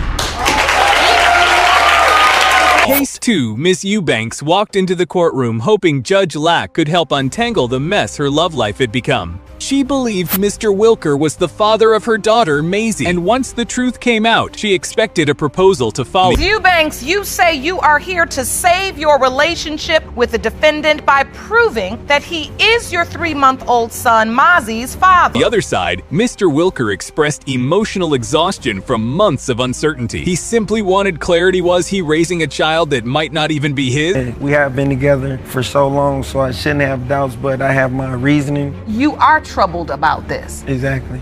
Sometimes I'm stressing, like even growing gray hairs. I'm only 30 years old. Their relationship had an unusual beginning. They met at a strip club and sparks flew instantly. But once a baby entered the picture, their once fiery connection fizzled into tension. We met each other at the strip club. We was there for a family member's birthday party. It was just love at first sight. Like, we was together ever since. It took a turn for the worse after our first child was born. We had took a little, I guess what he calls it, a so-called breakup. Mr. Wilker didn't trust her anymore. He accused her of texting other men behind his back, but Miss Eubanks swore there had never been anyone else. Her loyalty, she insisted, stayed with David. That means that could be sex also. No. But we're just not together. Well, that's not talking then. I never had no relations with nobody else. I talked to other people when we had that little split, but I never had relations with them. Things turned dramatic when Mr. Wilker recounted a confrontation with her ex. Apparently, while trying to pick her up, a heated altercation broke out. Now, who's really at fault there? Catch him going in the house, so me being the person that I am, he walked a little closer to the door. So as I walked to the door, he turns around and walked the other way. So when I goes in the house, she's laying in the bed. What are you supposed to expect? No. She was acting like she was asleep. Trying to back up his accusations, Mr. Wilker brought a video to court showing Miss Eubanks dancing intimately with other men. That clip raised eyebrows and deepened suspicion. And she said she had eyes for me. This is during our little separation. That's her dancing. But she's bent over. She just slapped the camera. That's a guy behind her. You can't really see it. You kind of see it? You see that grinding? Oh, I see it. Yeah. She fired back, claiming the trail of her own saying David had once sent her a photo with another woman. But he shut it down, reminding her this was a paternity hearing, not a marriage dispute. He sent me a picture of him and another girl talking about this is white. This isn't couples court. We're here for a paternity test. Right, but you love me also. Yeah, but you're not. You love me also, but you can't say you love me also. We're here for somebody else. Adding fuel to the fire, Mr. Wilker introduced a witness who humorously reenacted the now infamous dance. The courtroom buzzed, half in shock, half in disbelief. You were there that night at this club? Yes, ma'am. What do you remember seeing? No, he was not. I'm in the club, I'm standing back, I'm looking. All you see is him all on her. They grinding. He is lying. They grinding. They grinding like they. No. Like they. Do it one more time. Don't even listen the dudes to all him on it like because he's this. lying. As the case unfolded, Miss Eubanks said that after sharing her pregnancy, David softened, tried to be present, and even wanted to be involved, claims he flat out denied. I had met up with Mr. Wilkes and he had looked at me. He gave me this like weird little look, and then he just started touching on my stomach and he was like, is this the little girl that we've been hoping for? It was like we was together again, like every day. We was still being a happy family. We was picking out names. I don't know what she's telling you. At the core of it all, both sides were consumed by blame, jealousy, and emotional chaos. But one thing was clear: they desperately needed DNA results to know the truth and decide the future of baby Maisie. Determined by this court. Mr. Wilkes, you are the father. Case 3 sometimes. The weight of your past catches up with you in the worst ways, just like in this courtroom drama. The plaintiff appeared, determined to prove that Mr. Pearson fathered her child. I would love to have my family all together because that's what I really came here for. He treats them way more better than he treats her. He buys them things. He don't buy her nothing. Is that true, Mr. Pearson? Yes, Your Honor, it is. It is true. Yes, it is. Mr. Pearson, why do you doubt Kamaya is your child? She slept with my cousin, Your Honor. What? Exactly what? Pearson wasn't pulling punches. She declared that she had once hooked up with his cousin. According to him, he even caught them red-handed in his own house. Yet, when he questioned her, she denied it and kept the lie going for years. He was revengeful because he left me in North Carolina when I was pregnant. I slept with his cousin several times too because it was revengeful. Now the truth come out. Mr. Pearson, you were never told it happened more than once? He told me that it happened. And Curious, the judge pressed Pearson for more details about this mysterious cousin encounter. Apparently, conflicting stories emerged, one from a visit to his aunt's house, the other from his cousin's place. The plaintiff then stepped in with a surprising reason behind her betrayal. Told him that it happened at his aunt's house. I never said that. That never came out my mouth because I knew it didn't happen at his aunt's house. Neither the house that we was living in that he's talking about, because he wasn't working. I was the only one who was working in that house. Either way it goes, if they was able to build relations then, at that present time, I'm quite sure they was able to build relations before. Things escalated when Pearson explained that the baby resembled his cousin more than him. Miss Gray, holding back tears, snapped back, saying she was always wrongfully accused. But what she said next shocked the room even further. Have you ever told the cousin that he potentially could be Kamaya's father? I told him that he wasn't the father. I told both of them to go get a DNA test. She's the one that has to prove that this child is mine. I don't have to prove that this child is mine. If she was so interested in telling me, proving to me that I am the father, why she couldn't get me a DNA test the day that baby was born? To clear the fog, the cousin was brought in to speak for himself. He admitted he knew about the baby, but couldn't be sure of paternity. Timeline didn't quite add up, and he revealed some unexpected lies the plaintiff had told. First, no, she was like, she's pregnant, and I was like, well, do you know who it is? And she was like, it's your cousin. But when the baby was born, she said, well, if it's anybody's, it's between you and your cousin. So she admitted that she's gonna have to have a DNA test? Yes, but if she didn't think that I was a father, why would she need a DNA test in the first place? The judge grew impatient. The mother was so confident about Pearson being the father. Why was she still asking for a DNA test? She tried to justify herself again, but her repeated answers lacked sincerity, leaving the judge skeptical. The other Mr. Pearson has indicated that he counted back the dates from when you had Kamaya, and he felt like there could be a question of paternity. Yeah, but it's not his baby. And I told him that several times that it's not his baby. Do you believe that, Mr. Pearson? No, I do not, Your Honor. Was your cousin coming over the house before that time? Yes, Your Honor. Pearson was convinced she was full of lies. He said no one ends up in bed with someone else without a real connection. Judge Lake agreed and turned to the cousin again to dig deeper into his involvement with the plaintiff. How do you do that to your cousin? Now, you know he's on his way going to work. It wasn't like how he puts it. I wouldn't just come over there just because he'd be going to work or anything like that. They had a son there. I would always go over there to see DeMonte. I would go play with DeMonte. It sounds like you went over to play with DeMonte and then you ended up playing with his mother. No. Turns out, what started as a secret fling had spiraled out of control. Plaintiff claimed she only got involved with the cousin after moving in with Pearson. But Judge Lake wanted no more hearsay. She demanded clarity straight from the cousin. It was just out of spite because I had such a strong bond with my ex. And when he went up there and had a baby by my ex, it just kind of broke me down. We're dealing with what we're dealing with, and I broke up with her, and you're gonna go up there, sleep with her, move in with her, and have a baby by her? Months on end before I even did anything, after he even slept with my ex. It was like watching a reality show unfold. At last, the judge asked the plaintiff what she really wanted. She hoped to build a family out of this chaos. Her response revealed her longing for peace, though her actions painted a different picture. Part of her life. I grew up without my dad, so I know how that feels. I don't want my child to grow up and be like, oh, where's my daddy? Where's my daddy? He was there all along, but he just didn't want to be. Waking up in the morning and you see your kids every day, you feed them and everything. I want my family. In the end, all their schemes, betrayals, and emotional games had done was wreck trust and shatter bonds. No one won. The court had seen enough now. Only the DNA results could bring any real answer. It has been determined by this court. The biological father is Mr. Theodore Pearson. Can I see my daughter, Your Honor? Case 4, walking the path of single motherhood, had left Miss Palmer emotionally exhausted. She came to court hoping for support, but the defendant outright denied being the father, claiming she was only interested in his finances. A DNA test was the only way to uncover the truth. We never use condoms, Your Honor.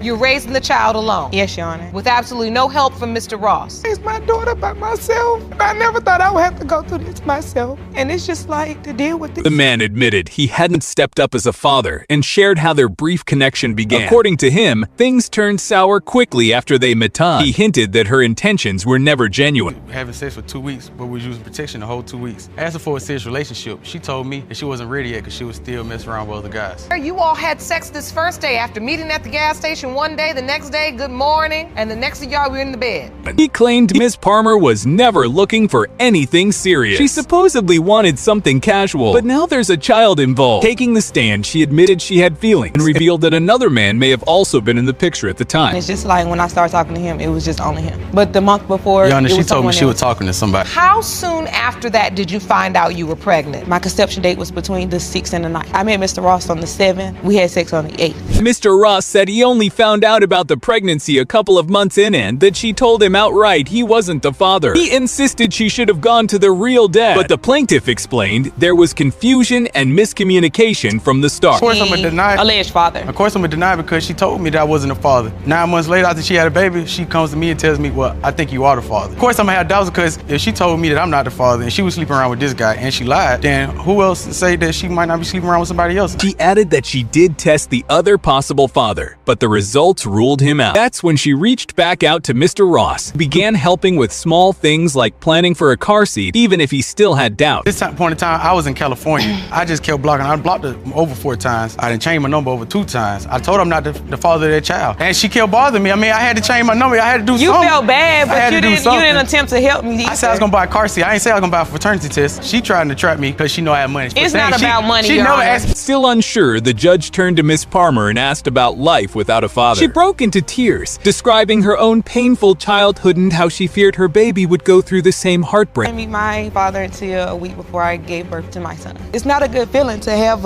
one parent, and he's a boy, so it's just like I don't want my son just to feel like his dad never cared. And what was that like for you growing up without your father? It was hard, and I just don't want the same for my son. Like he doesn't do. As the tension built, the judge questioned why the defendant hesitated to take the test. She claimed he stalled on purpose, while he shot back that she threatened him with child support. Mr. Ross, you are the father.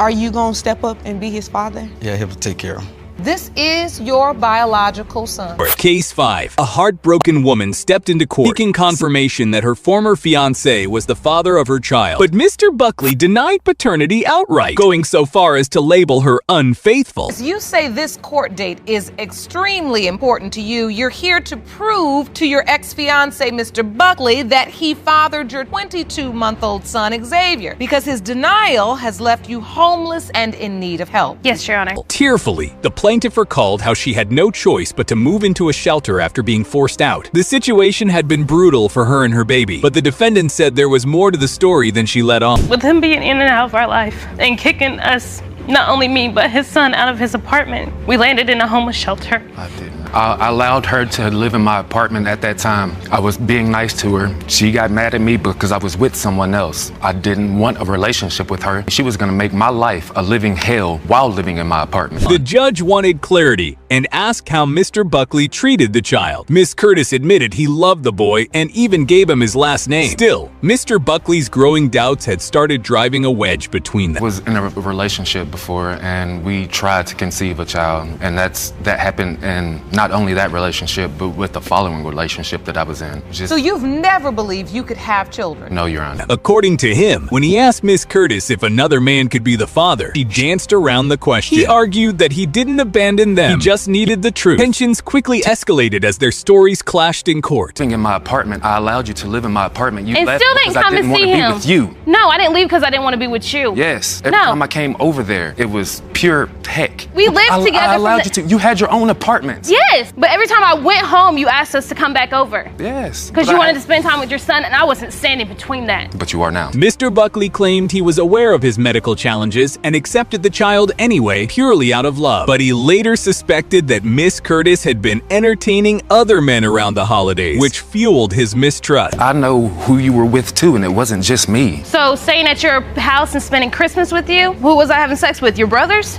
Your uncle? No.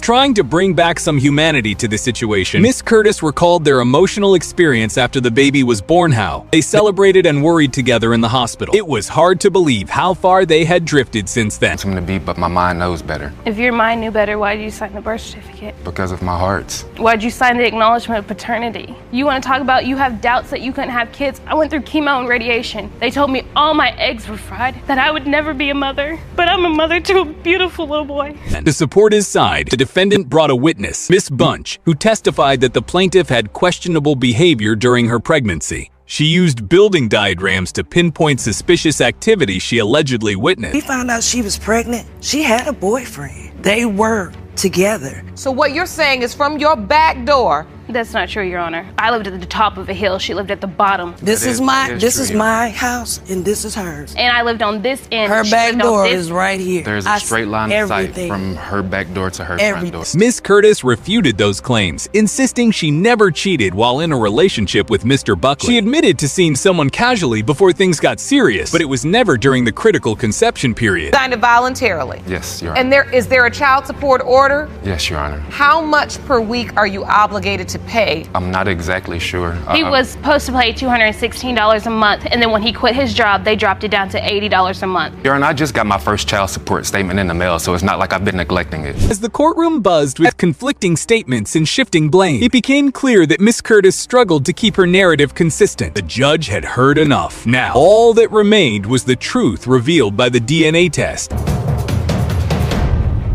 Are not his father. I wasn't with anybody else. Obviously, you were with someone else. Jesus, Lord. Your Honor, I'm still willing to be in Xavier's life. The way he looks at me, the way he runs.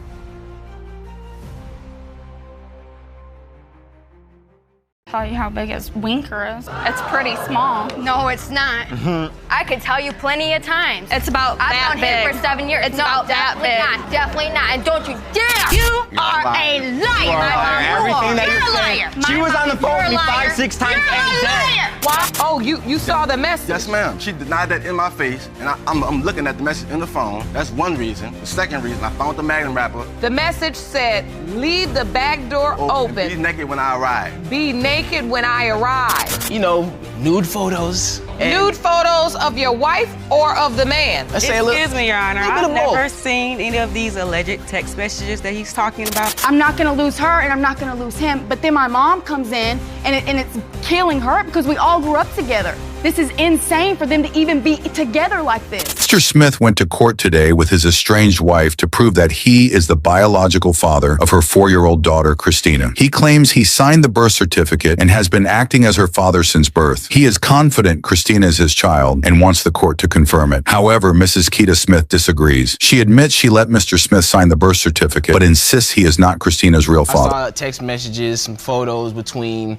my wife and some other cat. What did you see? What was the exchange? Well, it was like you know, I miss you. You know, when you miss a person, you know, apparently you've seen them before. You know, nude photos. Nude photos of your wife or of the man? Excuse me, Your Honor. I've of never both. seen any of these alleged text messages that he's talking about. It seems Mrs. Smith cheated on Mr. Smith. When he found out, he informed his parents and left their home. Found out I was pregnant. We were very excited. I told Christian we weren't together, and I thought that this could be a chance for us to reconnect and make our marriage work. And he agreed, and shortly after we got back together. And so So you found out you were pregnant. You told Mr. Smith. Mr. Smith, when you found out she was pregnant, were you happy about it?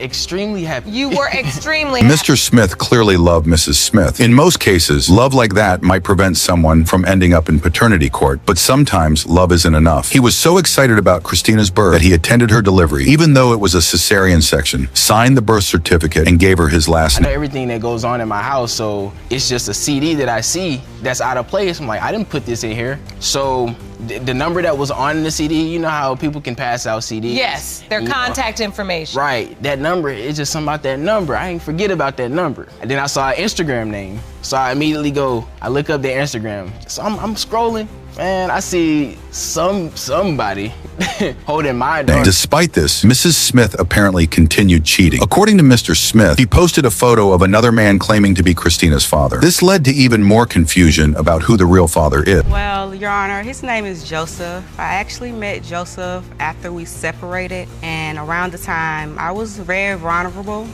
and he was the only one showing me any type of attention or any love, which I needed because I felt lonely around the time because my husband left me alone. So you had sex with him? Yes, ma'am. If your husband leaves you for cheating, it's probably best not to immediately start another relationship without protection, especially before the divorce is finalized. However, Mrs. Smith did just that. Not only did she have a child with another man, but she also told her husband the baby was his, even though it might belong to someone else. This behavior caused chaos. We met in a public place, and I saw her walking, and she was in the stroller, and she just looked up at me with like a mischievous, like one of those things, and I was like, yo, you know me from somewhere? Like, that's when I felt like it might have been my daughter. You did? Yeah, there was something there, like she knew me already. And so when you met her, did Miss Smith say to you, this is your child? When I seen her, she looks like just... Now it's time to uncover the truth in this unusual case. Who is Christina's real father, Mr. Joseph or Mr. Smith? Let's see what the DNA test results reveal. Pertaining to whether Mr. Smith or Mr. Prater, the biological father is Mr. Prater. I'm sorry, Mr. Smith. I know that was not the news you wanted. That's tough. Oh, I know. But it doesn't matter. I'm gonna do what I gotta do. It's my baby. Mr. Andrew claims that Miss Corbett forged his signature on the birth certificate of her 1-year-old son, stating he is not the child's biological father. Miss Corbett denies this accusation, arguing that Mr. Andrew is lying to avoid responsibility and blaming his actions on the influence of his overbearing mother. Now let's delve into this issue of the alleged forgery. It was forged on Quinn Jr.'s birth certificate. I don't know, Your Honor. I didn't sign anything, and somehow my name still managed to get put on the birth certificate. I have a copy of it right here. Let me see that birth certificate. So you say somehow your name just appeared on the birth certificate? Yes, ma'am. Yes, Your Honor. Quinn Andrews Sr., name of father, right underneath. Take me back to that day. You believe somebody put your name on there? Yes, Your Honor. How did Mr. Andrews' name end up on the birth certificate? Miss Corbett insists he signed it himself, so surely there must have been a witness present to confirm this, right? While this might seem straightforward to resolve, the matter will ultimately be decided when the DNA test results come in. Miss Corbett, did you put his name on there? No, it's no way possible for me to just put his name on a birth certificate.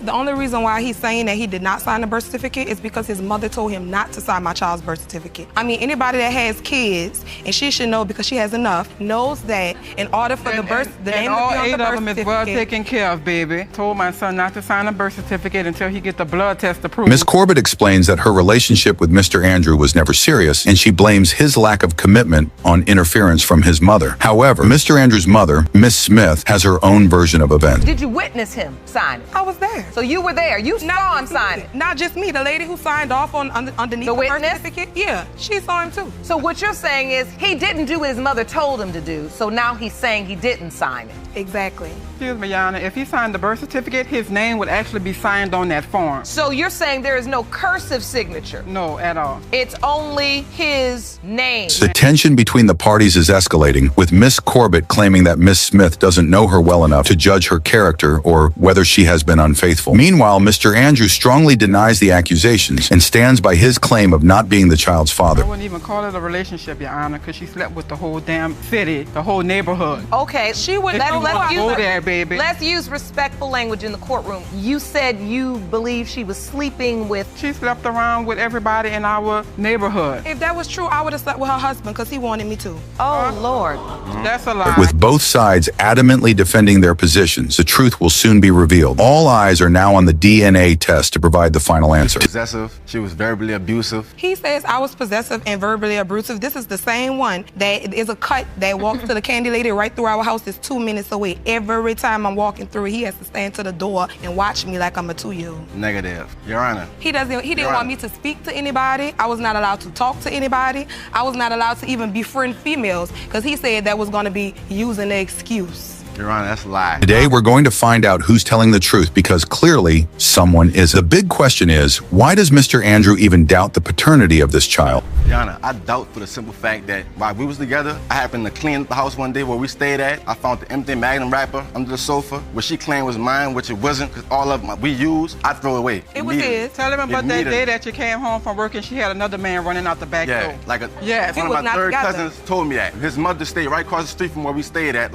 And is this the diagram you submitted to the court? Come up here, please. Mr. Andrew has made some serious accusations and even brought a diagram to support his claims. This diagram show. This right here is a two-story apartment building. This right here, is the driveway. 2 feet from the driveway is the front entrance. It's the same in the back. And right here is a slab and an empty field. There's no gate around this side of the house, but on this side of the building, it's a gate. And it's obvious, my cousin mama stayed right across the street. And you could sit right here and literally watch all this. And if somebody merged him over here, it'd be real obvious. So obviously, the guy she had in there, she even had a bike in inside the house. While it may be detailed, there's no actual evidence to back it up, and much of it appears to be hearsay. Ms. Corbett completely denies these allegations, saying none of it ever happened. She also claims that they got back together after the alleged incident, and that the issue of paternity only came up later. Of course, Mr. Andrew disagrees, calling Ms. Corbett a compulsive liar. Ms. Corbett, did that happen? No, and I told him that. He asked me about that. I explained to him that was not true. We was together after that. Man, this was never an issue till just now. Man, she's a compulsive liar. Well, I'll tell you one thing I'm not lying about, and that's him being the father of my child, and that's all.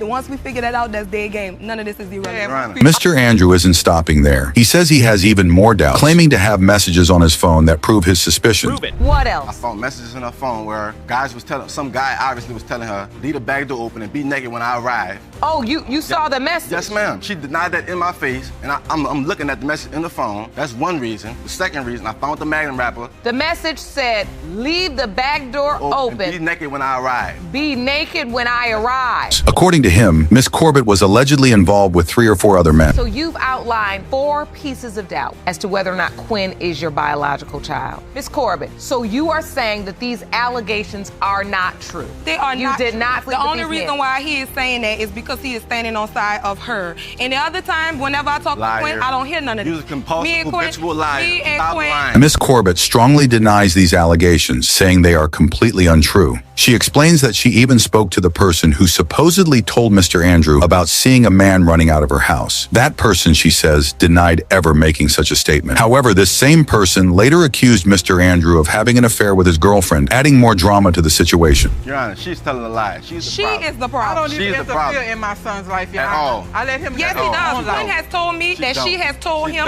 that if he come back and talk to me and stuff like that, that she was going to cut him off. So you believe Quinn has his been in my mother is standing in between the relationship he could potentially have with Quinn Jr. She does not want Quinn to have his own children because that would mean that he would have to stop taking care of her. Miss Corbett also points out that Mr. Andrew often complained about his overbearing mother, which added strain to their relationship. The tension between them is evident, and where there's so much anger and resentment, emotions run high. Sleeping together now? No, man. No. She stayed trying to seduce me, though. I got messages right now on my phone, but she trying to seduce me every week. So how many times have you seen Quinn Jr.? Over a dozen times. So you spent quality time with him? He does not. Your Honor. I have to beg him for to come get my child. He was there 6 days. Finally, Judge Lauren asked the most important question. Who is the biological father? Mr. Andrew or someone else? The DNA test will reveal the truth, and we're about to find out. Andrew, you are the father. Let it be known. I'm done with the drama. Mr. Webb and his girlfriend firmly deny any possibility that he fathered the defendant, Miss Cole's 16-month-old child, Majestic. According to Mr. Webb, he never had a sexual relationship with Miss Cole. However, Miss Cole insists she is 100% certain that Mr. Webb is the father. She believes the only reason he is denying paternity is to avoid jeopardizing his relationship with his girlfriend. I never had sex with her, Your Honor. Well, that would rule you out. You never had sex with her? No. Yeah, he did. She's a liar. She's crazy. Ms. Cole, we've heard a lot of defenses in this courtroom. Rarely have we ever heard that you've never had sex with her. She's absolutely crazy. So you think she's just making this up? Yeah. No, I'm not. Yes. If you've never had sex, why are you here? I know for a fact. Miss Cole is confident about her version of events, claiming she knows who she was intimate with. I can't exactly remember, but I know that it was a night that we was partying. Oh, yeah, right. He ain't like that. Your Honor, the worst that we've ever done is take a picture, and she was already in the bathroom. She had called me in there. When I walked in the bathroom, she said cheese and took a picture before I could even say anything. I didn't even want to take that picture. That's how crazy she is. She posted it on, Shut up. She posted it on Facebook, and when I told her to take it down, she refused to because she's crazy. Miss Cole's mother has also voiced strong opinions about the situation, adding even more tension to the case. Mr. Webb continues to deny any intimate involvement, which leads to heated exchanges with both Miss Cole and her mother. You are a liar. You are a liar. Everything that you're saying. She was on the phone with me 5-6 times a day. Why was Mr. Webb living with you? He's a punk bum. We supplied everything for them. Their food, everything. Everything. Why were you living there? I wasn't living there. We were hanging out for a week and a half. Right. And on top of that, April 18th, I had moved back to Detroit. How was I there for 3 months? Mr. Webb's story is that he stayed at Miss Cole's house for about a week and a half, threw a party, and left without ever sleeping with her. However, Miss Cole disputes this, asserting that they were indeed intimate on one particular night. I don't do that type of stuff. I've known him for 7 years, and he's not like that at all. And you called me, and you called me with his friend telling me that he was there for 3 weeks, and you guys were having sex and blah, blah, blah. At first, I did believe that. But then I heard his story, and none of it. Shut up, I am talking. Hold on, let's be respectful. So anyway, she was telling me that they were sleeping together and stuff. He wasn't even there for 3 weeks. He was there for a week, maybe a week and a half. Just over there. With conflicting stories and emotions running high, the truth remains unclear. Ultimately, the DNA test will determine if Mr. Webb is Majestic's father. She had sent me an ultrasound saying that's a 3D photo. Tell me she don't look like you. Are you that crazy? How crazy are you that do I look like an ultrasound? I got on Google because I don't know much about baby stuff. So I'm thinking, is that a thing now? So I said, Tasha, you're crazy. We didn't blink. I'm not the father to your baby. Please leave me alone. And that was that. I just didn't want to deal with her anymore. Miss Cole claims that Mr. Webb told her cousin he was the father of her baby, but Mr. Webb denies ever saying that. He believes Miss Cole is simply obsessed with him and is trying to make him the father. Miss Cole, however, states that the only reason she's in paternity court is to determine whether Mr. Webb is the father of her child or if the child belongs to her former partner. I told you there was another possibility, and I told the other possibility there was another. But you also told them that you were 100% sure that I was the father. You and your mom said that. Wait a minute, Miss Cole. Look, she looks just like him. That baby's white. He is dark. I'm sorry, but I'm Puerto Rican. Okay. That's all I gotta say. Miss Cole. What? You're saying that you were honest, and don't say what. I'm sorry. Yes, Your Honor. Let me take a breath. Despite her claims, Mr. Webb insists none of this happened. However, Miss Cole says she has a solid reason to believe that Mr. Webb is indeed the father based on her memory of their encounter. I was for certain that the other guy was the dad until my due date got changed a month ahead, which would make him the dad. It went from February 22nd to January 28th. You submitted a calendar to the court, am I correct? Oh, you have another copy. Jerome, let me see that, please. When asked about the possibility of Mr. Webb being intoxicated during one of their party nights and not remembering what happened, he flatly denies it. She has literally made herself believe. She made herself believe these lies that she's telling. But Mr. Webb says he never slept with you. And he did. But he did. For sure, yeah. It was a lousy, 20 minutes. I'm so sorry, Your Honor. Okay, there was 2 witnesses there that said that they never had sex at the party. Meanwhile, Miss Cole remains adamant that the events occurred as she recalled. Miss Cole, without being too graphic, are there any other details, specifics that you can share that would prove your case? I can tell you how big his winker is. It's pretty small. No, it's not. I could tell you plenty of times. It's about that big. I've known him for 7 years. It's about that big. Definitely not. And don't you dare! With conflicting stories and rising tension, the truth now rests in the DNA test. Who is telling the truth, Mr. Webb or Miss Cole? Mr. Webb, you are not her father.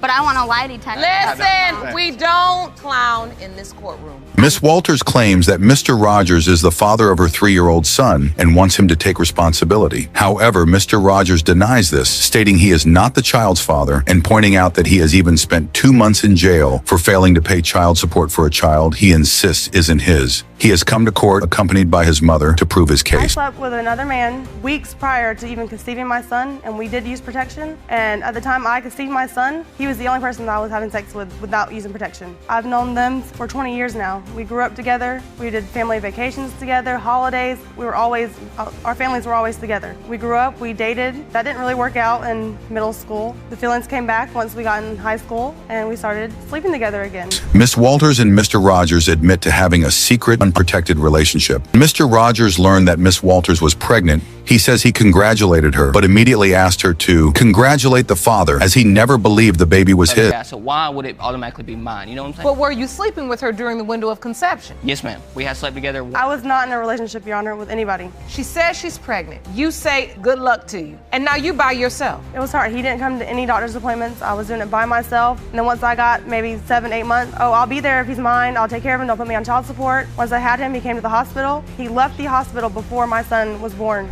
Mr. Rogers' mother, Mrs. Rogers, says the situation has severely damaged their family dynamics. She recalls that their families used to be very close, but the pregnancy caused a rift because of her son's firm denial of being the father. Grown up, literally best She was friend. like one of my children, Your Honor. Ever since this happened, it's just completely killed everything. tore Our us all families apart. don't hang out no more.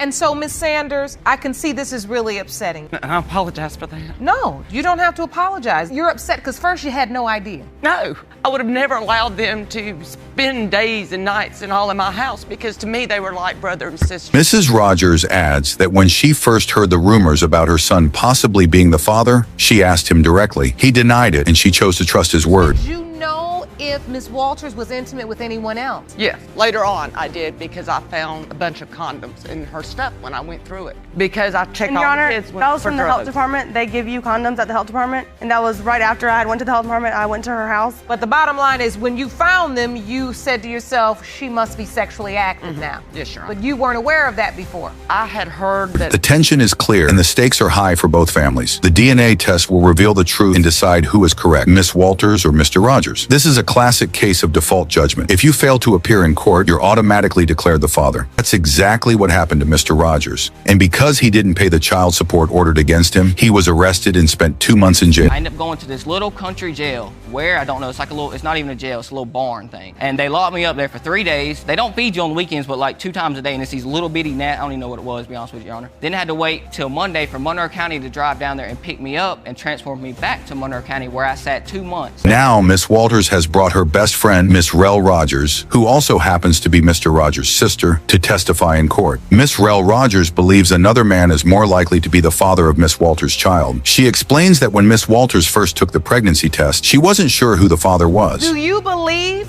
your brother is Ryland's father? No, ma'am. Why? Well, because at the time we were all young, we all done our different things, we were all partying. We were together every day, all the time. Every time we went out together. We done everything together. I was aware of her sleeping with the other guy. She also stated the next morning that she did sleep with him. However, now Miss Walters claims with certainty that Mr. Rogers is the father. When she realized she was pregnant. Yes. And in that moment, Yes. she admitted to you that there were 2 possible fathers. Yes, which I knew before because of the party, and she did tell me that she slept with the guy the morning after she slept with him, and that was, weeks prior to this happening, of course, weeks prior to her finding out she was pregnant. It's a complex situation with conflicting testimonies, but the truth lies in the DNA results. Let's see who the biological father is, Mr. Rogers or another man. Mr. Rogers, you are his father. I'm sorry.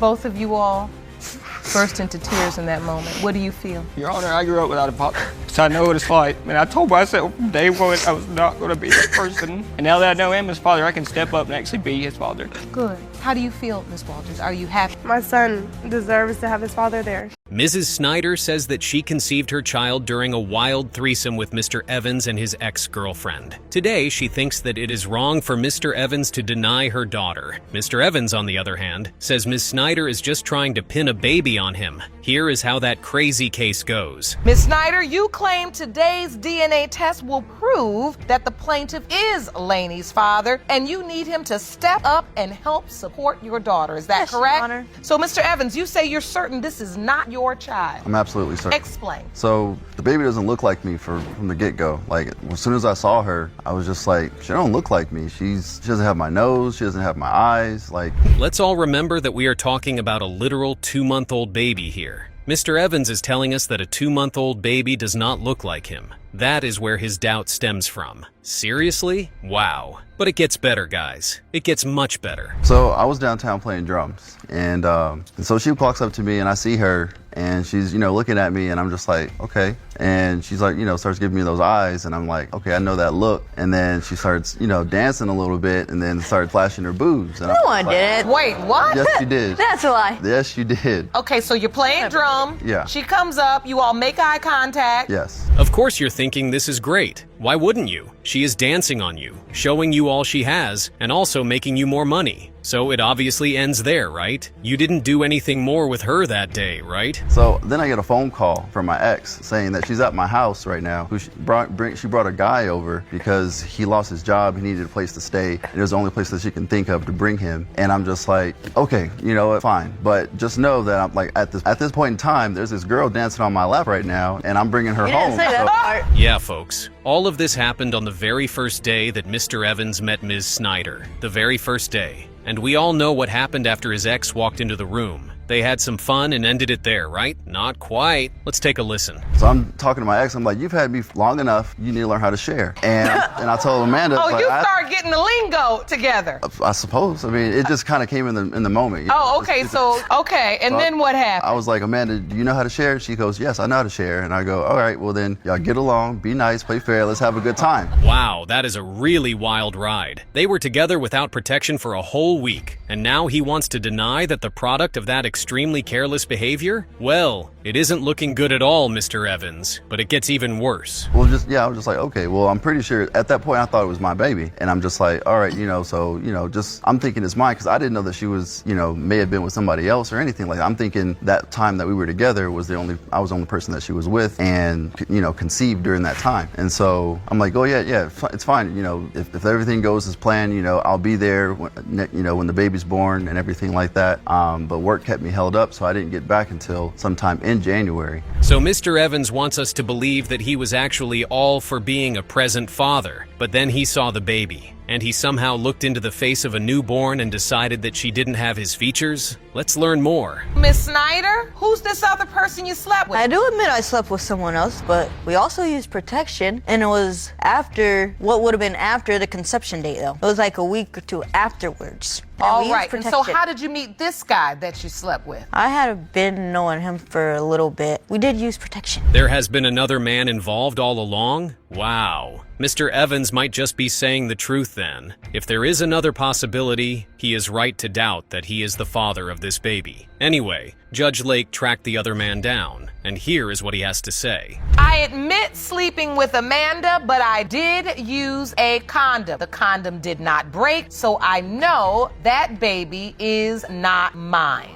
So this statement, it basically is in line with your testimony, that you did have sex, but you did use protection. You don't think he's the father. He doesn't think he's the father. Yes, Okay, that makes sense. And now we are back to Mr. Evans being the father of the child. Now that Ms. Snyder says the conception calendar is also on her side, it looks like all the evidence points to Mr. Evans. Here is what he thinks about that logic. So, Mr. Evans, now that you see this calendar, are you pretty convinced now? Has it changed your testimony? Do you believe you are Laney's biological father? No, he's not mine. I'm not the father. I do not believe that I am the father. Well, we have heard enough. Mr. Evans does not think that he is the father, and Ms. Snyder disagrees. From all the facts we have, it seems that Mr. Evans should be the father. Let's see what the DNA test thinks of that logic. Mr. Evans, you are not the father. Aspiring rapper Mr. Hunt wants proof that he isn't the father of Jazia. He says that Ms. Tinsley, Jazia's mother, is a gold digger who just wants to share a part of his fame and his fortune. Ms. Tinsley thinks that is total nonsense. Here is how that crazy case began. Mr. Hunt, you have petitioned the court for a paternity test to prove that you are not the father of Ms. Tinsley's 3-year-old daughter, Josiah. Yes, Sean. You say that she is a gold digger and that your relationship with her was brief and purely sexual. Okay, let's unpack this. Mr. Hunt says he is a successful rapper, and that is why Ms. Tinsley wants to pin this baby on him. Ms. Tinsley says he is the second potential father, and since the first already had a DNA test, he must be the father. Let's see what Mr. Hunt thinks about that. Yana, I'm more in my city where I'm from. I'm like the hottest rapper around. Not to be sounding cocky, toot my own horn, but I'm on radios. I do shows for any major acts coming to the city. I'm doing my thing. She's a groupie. She's a groupie. Far from a groupie. She's got nothing going for herself. She's dead broke. Mr. Hunt is pretty sure that Ms. Tinsley is only with him for the money and even says she is a groupie. Ms. Tinsley says that is a total lie and even accuses Mr. Hunt, the big and supposedly famous rapper, of being broke. Someone has to be lying here. Let's find out who. I met her, a few years back, but I only hooked up with her one time. That's a lie. We had sex several times. One time. We had sex several times, actually, Your Honor. With several other guys? What about them? I'm single. I don't got no man. I ain't married. Now, this was just a one-night stand kind of thing? Jump off, Your Honor. She's a groupie. That's what I'm a jump off. I'm a groupie, though. I'm a groupie all of a sudden. Where? Mr. Hunt has been to jail in the intervening period? I thought he was some big shot rapper. Does he still even have a rap career? Anyway, this case gets even crazier. Let's take a listen. Ms. Tinsley, you contend you had sex more than one time. Yes, ma'am, we sure did. It was a sexual relationship that was ongoing? No, it was like over what kind of drugs are a couple of months period. I mean, she's like a couple months. But what you also admit to is that you were having sex with someone else during that very same time. I was single. And that makes it a lot better. She has just 2 kids by just 2 different men, and she isn't on great terms with any of those men. So if she has one more kid, it would have to be with another man. But that's not too bad, is it? Anyway, here is where Ms. Tinsley thinks. The blood test came back. I told you, Marcus. I said, Jamarcus, if the blood test come back negative with my ex-boyfriend, you the next possibility. Cool, everything's cool. Then people start finding out what was going on. Then that's when he thought he's a big rapper, which he ain't making no noise. You local. You're not even on. I'm in Atlanta with it. You still in Louisville with it. You Tinsley, hold on one second. How did everybody start finding out about it? But that doesn't make any sense. You literally just called her a groupie. She cannot be a groupie if she'd slept with you before you even got hot in your city, right? This case is about to get even more complicated. When did you get the DNA test from him? How soon after it was the baby? A couple of years later when we got into it. He demanded a test, so I got it. And then it came back negative. But he still loved my daughter. He was still helping my daughter. Still to this day, I call him. He'll send me some money, Western Union, if I need. This is such a crazy case. Mr. Hunt and Ms. Tinsley are both making very wild claims that are impossible to prove. These guys should have at least some evidence for these claims, right? Let's hear what Mr. Hunt has to say. She came to the club with the baby? Yana, I kid you not. She came to the club with the baby on her arm yelling, "You are the father, this is your baby. Why aren't you taking care of your baby? You're a deadbeat dad." I cannot believe what I'm hearing. So that didn't happen. Miss Tinsley, you never... I never had my baby Yana, at the not club. only the club though, Yana. Phew. This is a lot. Both Mr. Hunt and Miss Tinsley have serious personality problems that they need to solve. For one, it seems the only reason Miss Tinsley did this test is so that she can keep the welfare checks coming. That's insane. Does she even care if her child has a father? Let's hear from Mr. Hunt's mom. I've been single many times, Your Honor, but I didn't sleep with multiple men because I was single. And I'm not telling her how to handle her business. But if that's her choice, all I'm saying is strap up because you could come up with more than just a Okay, baby. but I You do could come wear up with more than condoms. just a baby. I got 2 We're kids. testing for DNA, but we might need to test for STDs. Wow, that is a lot coming from another woman. But you cannot seriously say she is mistaken, can you? The fact that another person had been tested and wasn't the father just shows that there could be other potential fathers. Anyway, the DNA test result is the key to this mystery. And here is what those results say. Mr. Hunt, you are not her father. Ms. Clary thinks that her son inherited a certain blood condition from Mr. Asinado's Italian blood, so he has to be the father. She also says that Mr. Asinato owes her $15,000 in child support, and she wants him to pay her what he owes. Mr. Asinato denies all claims and says that Ms. Clary has lost her mind. Here is how that case began. Miss Clary, you are petitioning the court for a paternity test to prove to the defendant that he is the father of your son, Gage, who has multiple medical needs. You say Mr. Asinato owes you $15,000 in child support, and you demand he pays you what he owes. Yes, Your Honor. Oh no. That is what we like to call a rookie mistake. You don't sign your name on birth documents if you are not 10,000% sure that the baby is yours. Because if it turns out the child isn't, you will still be on the hook for child support. Mr. Asinato didn't get that memo. But it gets better. She made me believe that the child was mine by saying that she was only with me. You did sleep with her? I did, yes, ma'am. You thought you were exclusively together, girlfriend, boyfriend, committed? No, ma'am. She was married at the time. Your Honor, no, when we first met, we both were married. When we both met, we were separated. I wasn't with my husband for a year and a half. That is just insane. Mr. Asinato moved in next door and literally started sleeping with his neighbor's wife? But, you know, it's all good because Ms. Clary was separated at the time, right? Somehow she could be separated from her husband for 3 years but couldn't get a divorce. But hold on, this story gets better. We were hanging out next door and we were all friends, hanging over there shooting pool, drinking, watching movies, and everybody left except for me, and one thing kind of led to another. He made a pass at me, and... So you began a sexual relationship? Correct. And how long did it continue before you found out you were pregnant? That was in 2007. My son was born in 2011.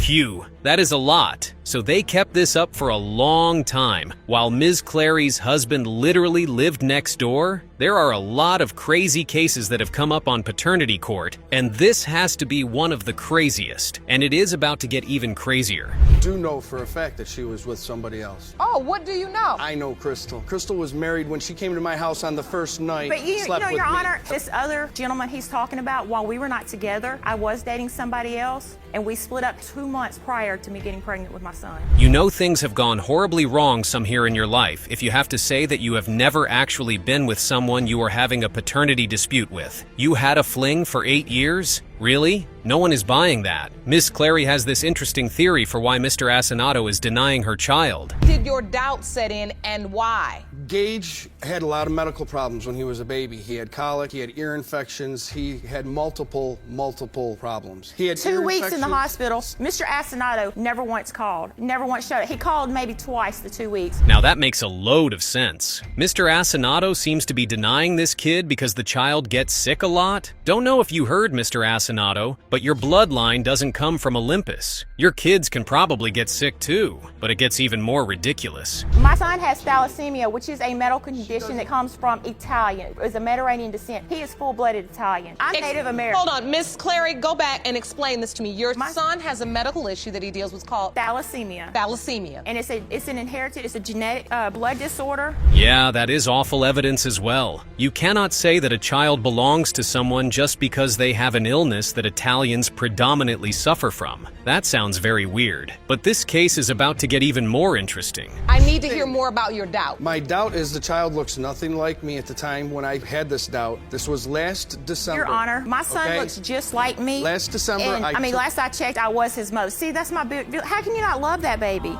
You know, in fact, a friend of mine sent me an app to try. Wow. Horrible evidence after horrible evidence. Ms. Clary is really grasping at straws here, isn't she? Now we are supposed to believe some app? Really? Nobody even knows how that works. Here is how Mr. Asinato demolishes that evidence. I'm sure if I picked out somebody from the audience and sent that in with her engaged, it would be he's one of these percentage. types that can con an alley cat out of a tuna dinner. I mean, he's very charming. He's very, you know, he's going to make you believe anything you want to believe. I loved you for some stupid reason. While Gage may know Mr. Asinato as his daddy, the man may not actually be his father. The only way to put that question to bed is through the DNA test results. And here is what this results say. Mr. Asinato, you are not his father.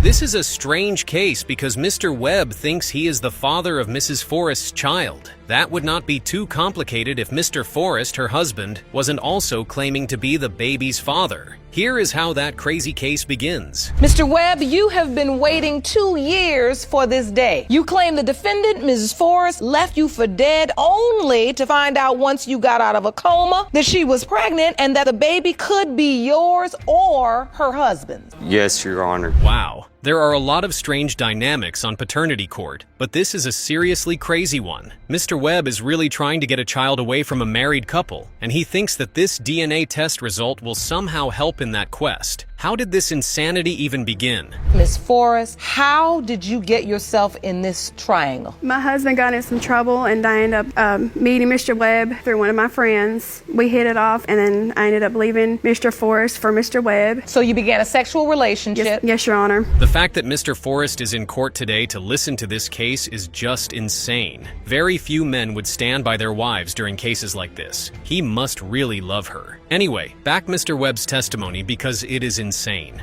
She was admitting that she also had slept with other people. Yes, ma'am. Did you think the other person was just her husband? At the time, no, Your Honor. You thought there were other possible? Yes, Your Honor. No. And why would you think that? Why would you have reason to think that? Because she was working that time, and some of her check would be coming up missing every time she would get paid. No.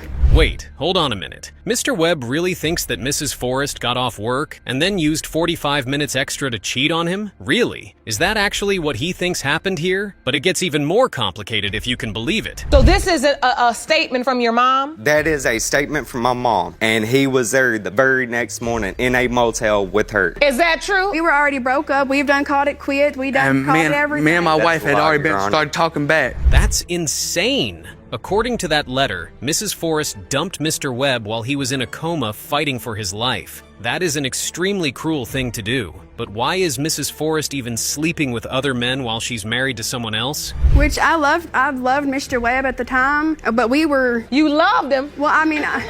So when you realized you were pregnant, when exactly did you realize you were pregnant? The middle of September. That is All right. Your Honor. Because I didn't know at the time I was pregnant. You know what? That is sound logic, which is really rare in paternity court. Mrs. Forrest sat down, did her calculations, and came to the conclusion that her husband, who she is now with, has to be the father of her child. Mighty convenient, isn't it? Let's see what Mr. Webb thinks. The thing about it, Your Honor, is the day that before I went on to life support, we did have sex. Well, that was the question I was about to ask. What day did you go into the I hospital? went into the hospital on August 26, 2012. So you saying August 25th, you all were intimate? Yes, Your Honor. Is that correct, Ms. Yes, Forrest? Your Honor. Without protection? Yes, Yes, Your Honor. Well, now, Mrs. Forrest, you are changing your argument. First you said that the dates made you sure, and now you are saying the looks are the reason you're so sure? It looks like Mrs. Forrest just wants this baby to belong to her husband. And who can blame her? That would be the more tidy arrangement, wouldn't it? Here is what Mr. Forrest thinks. Facebook, his family, to let them know, but why do that if you know for certain that Mr. Forrest, your husband, is the child father? Just in case that he did come back being the father, he could say that He wasn't there for the birth. he wasn't there. I So had the difficult truth labor. is, even you had doubt. At first in my pregnancy, yes,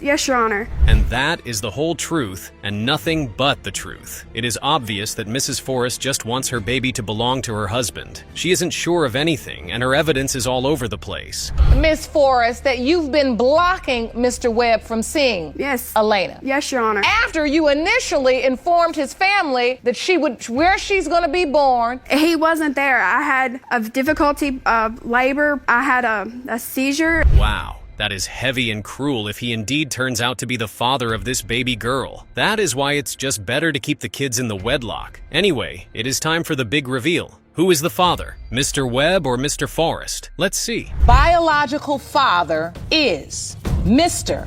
Webb.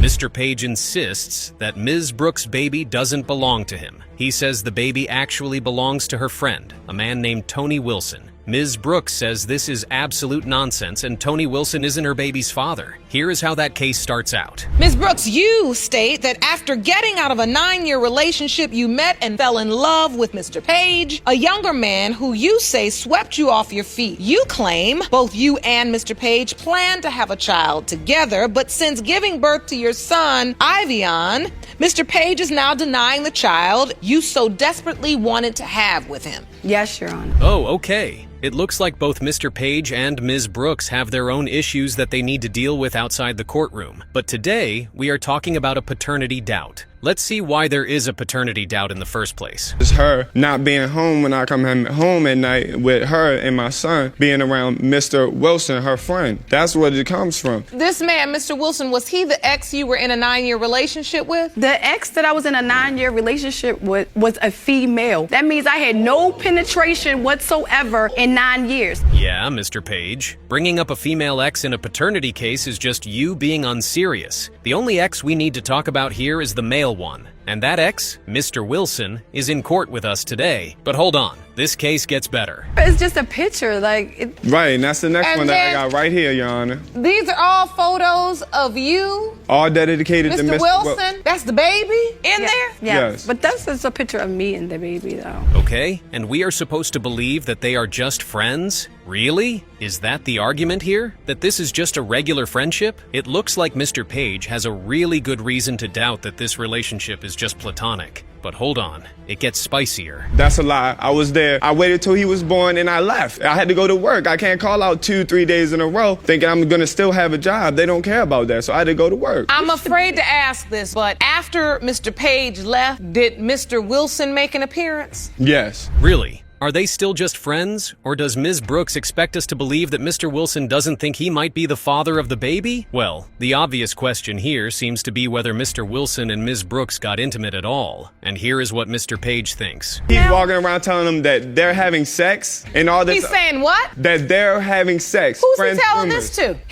Mr. Wilson does go around lying to people and saying that he had sex with me. I did not know that at first. I recently found out. Me and him had a problem with each other. Of course, I told him this because I'm upset about this. Because but we were in the out first. But they're still best friends. Wait, what? So Mr. Wilson goes around telling everyone he is sleeping with Ms. Brooks, and she has somehow not yet cut him off? That is crazy talk. And the fact that she expects Mr. Page to believe nothing is going on there is crazy. But it gets worse. Mr. Wilson, thank you for joining us. You're welcome, Your Honor. Please describe for the court your relationship with Ms. Brooks. Oh, we're still best friends. That's like one of the fellas, you know. That's my homie, except for she's female. So you're best friends? Yes. What is your relationship like with her son, Ivian? Well, Ivian, that's my godson. Oh, two things. First, Mr. Wilson says the baby isn't his. And secondly, it looks like there is no love lost between these two. But Mr. Page doesn't believe this version of events at all. He thinks Mr. Wilson is lying, and here is why. People, Mr. Wilson, that you're Ivian's father? Your Honor, yes. Yeah. See, what happened was, it was this girl I was dealing with, and to make her mad and make her jealous, because she had an issue with Miss Brooks because her hair was long, and she wear tracks, and Miss Brooks has on fingernails, she has on press-ons. I was just making her be jealous.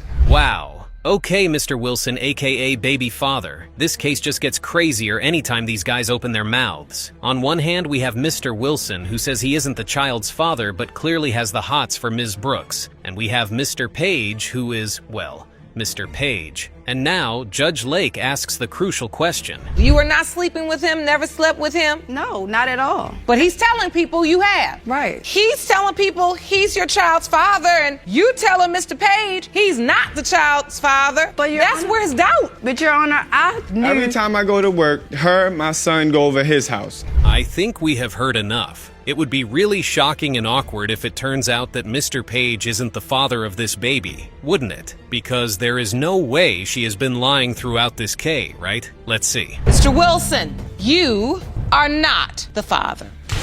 Told you. Mr. Page, you are the father. Told you.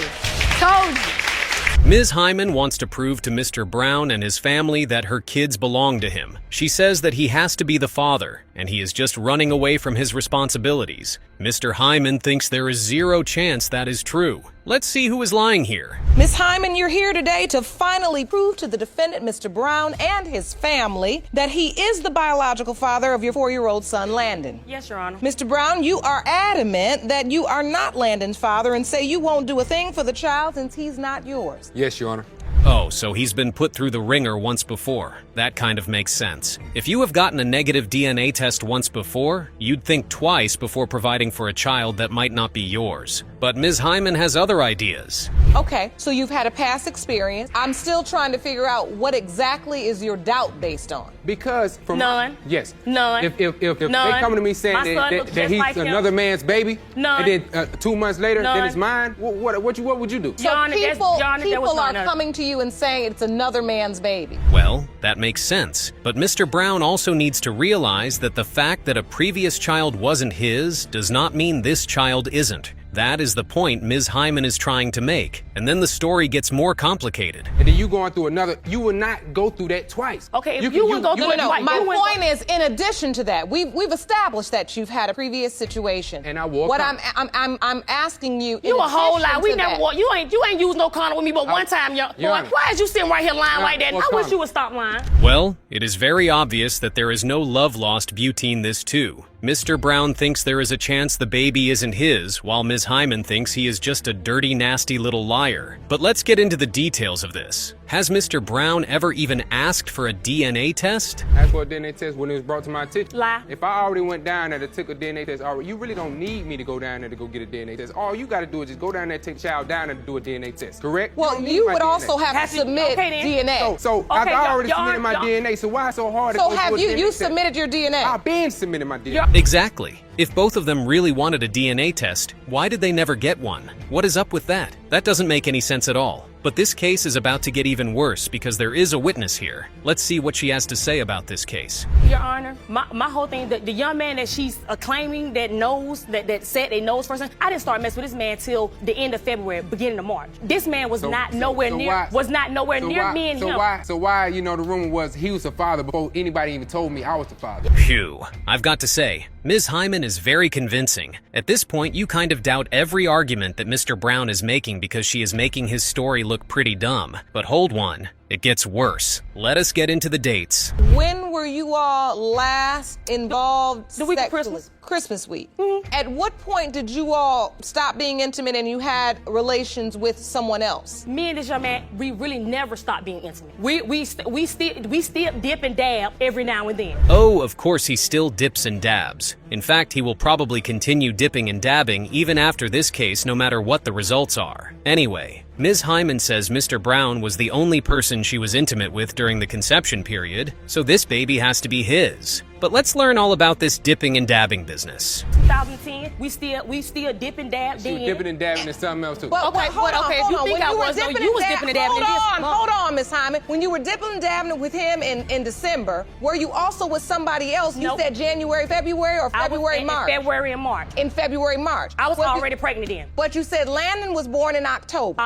Mr. Brown says it doesn't add up, but it could very well add up for him as they still dipped and dabbed during Christmas. Women don't always give birth on the 9th month, you know. Anyway, was Ms. Hyman really just having unprotected sex with anyone? Really? But she has some other arguments. Down to the case of my son looks nothing like this other man. This other man is 5'2". My son doesn't have no facial features, no anything as this other young man. My son has the exact same birthmark on the same side as this young man. My son has the same lips, the ears, the eyes, the nose. He has my nose, the chin. Your Honor, looks don't mean nothing. You can think about a person so much that a child can come out looking like that person. Well, Ms. Hyman thinks her kid looks so much like Mr. Brown that his paternity should be a foregone conclusion. Mr. Brown thinks that is absolute nonsense. I guess we have to get the DNA test result to know who is right or wrong. And here is what that test says. Mr. Brown, you are not the father.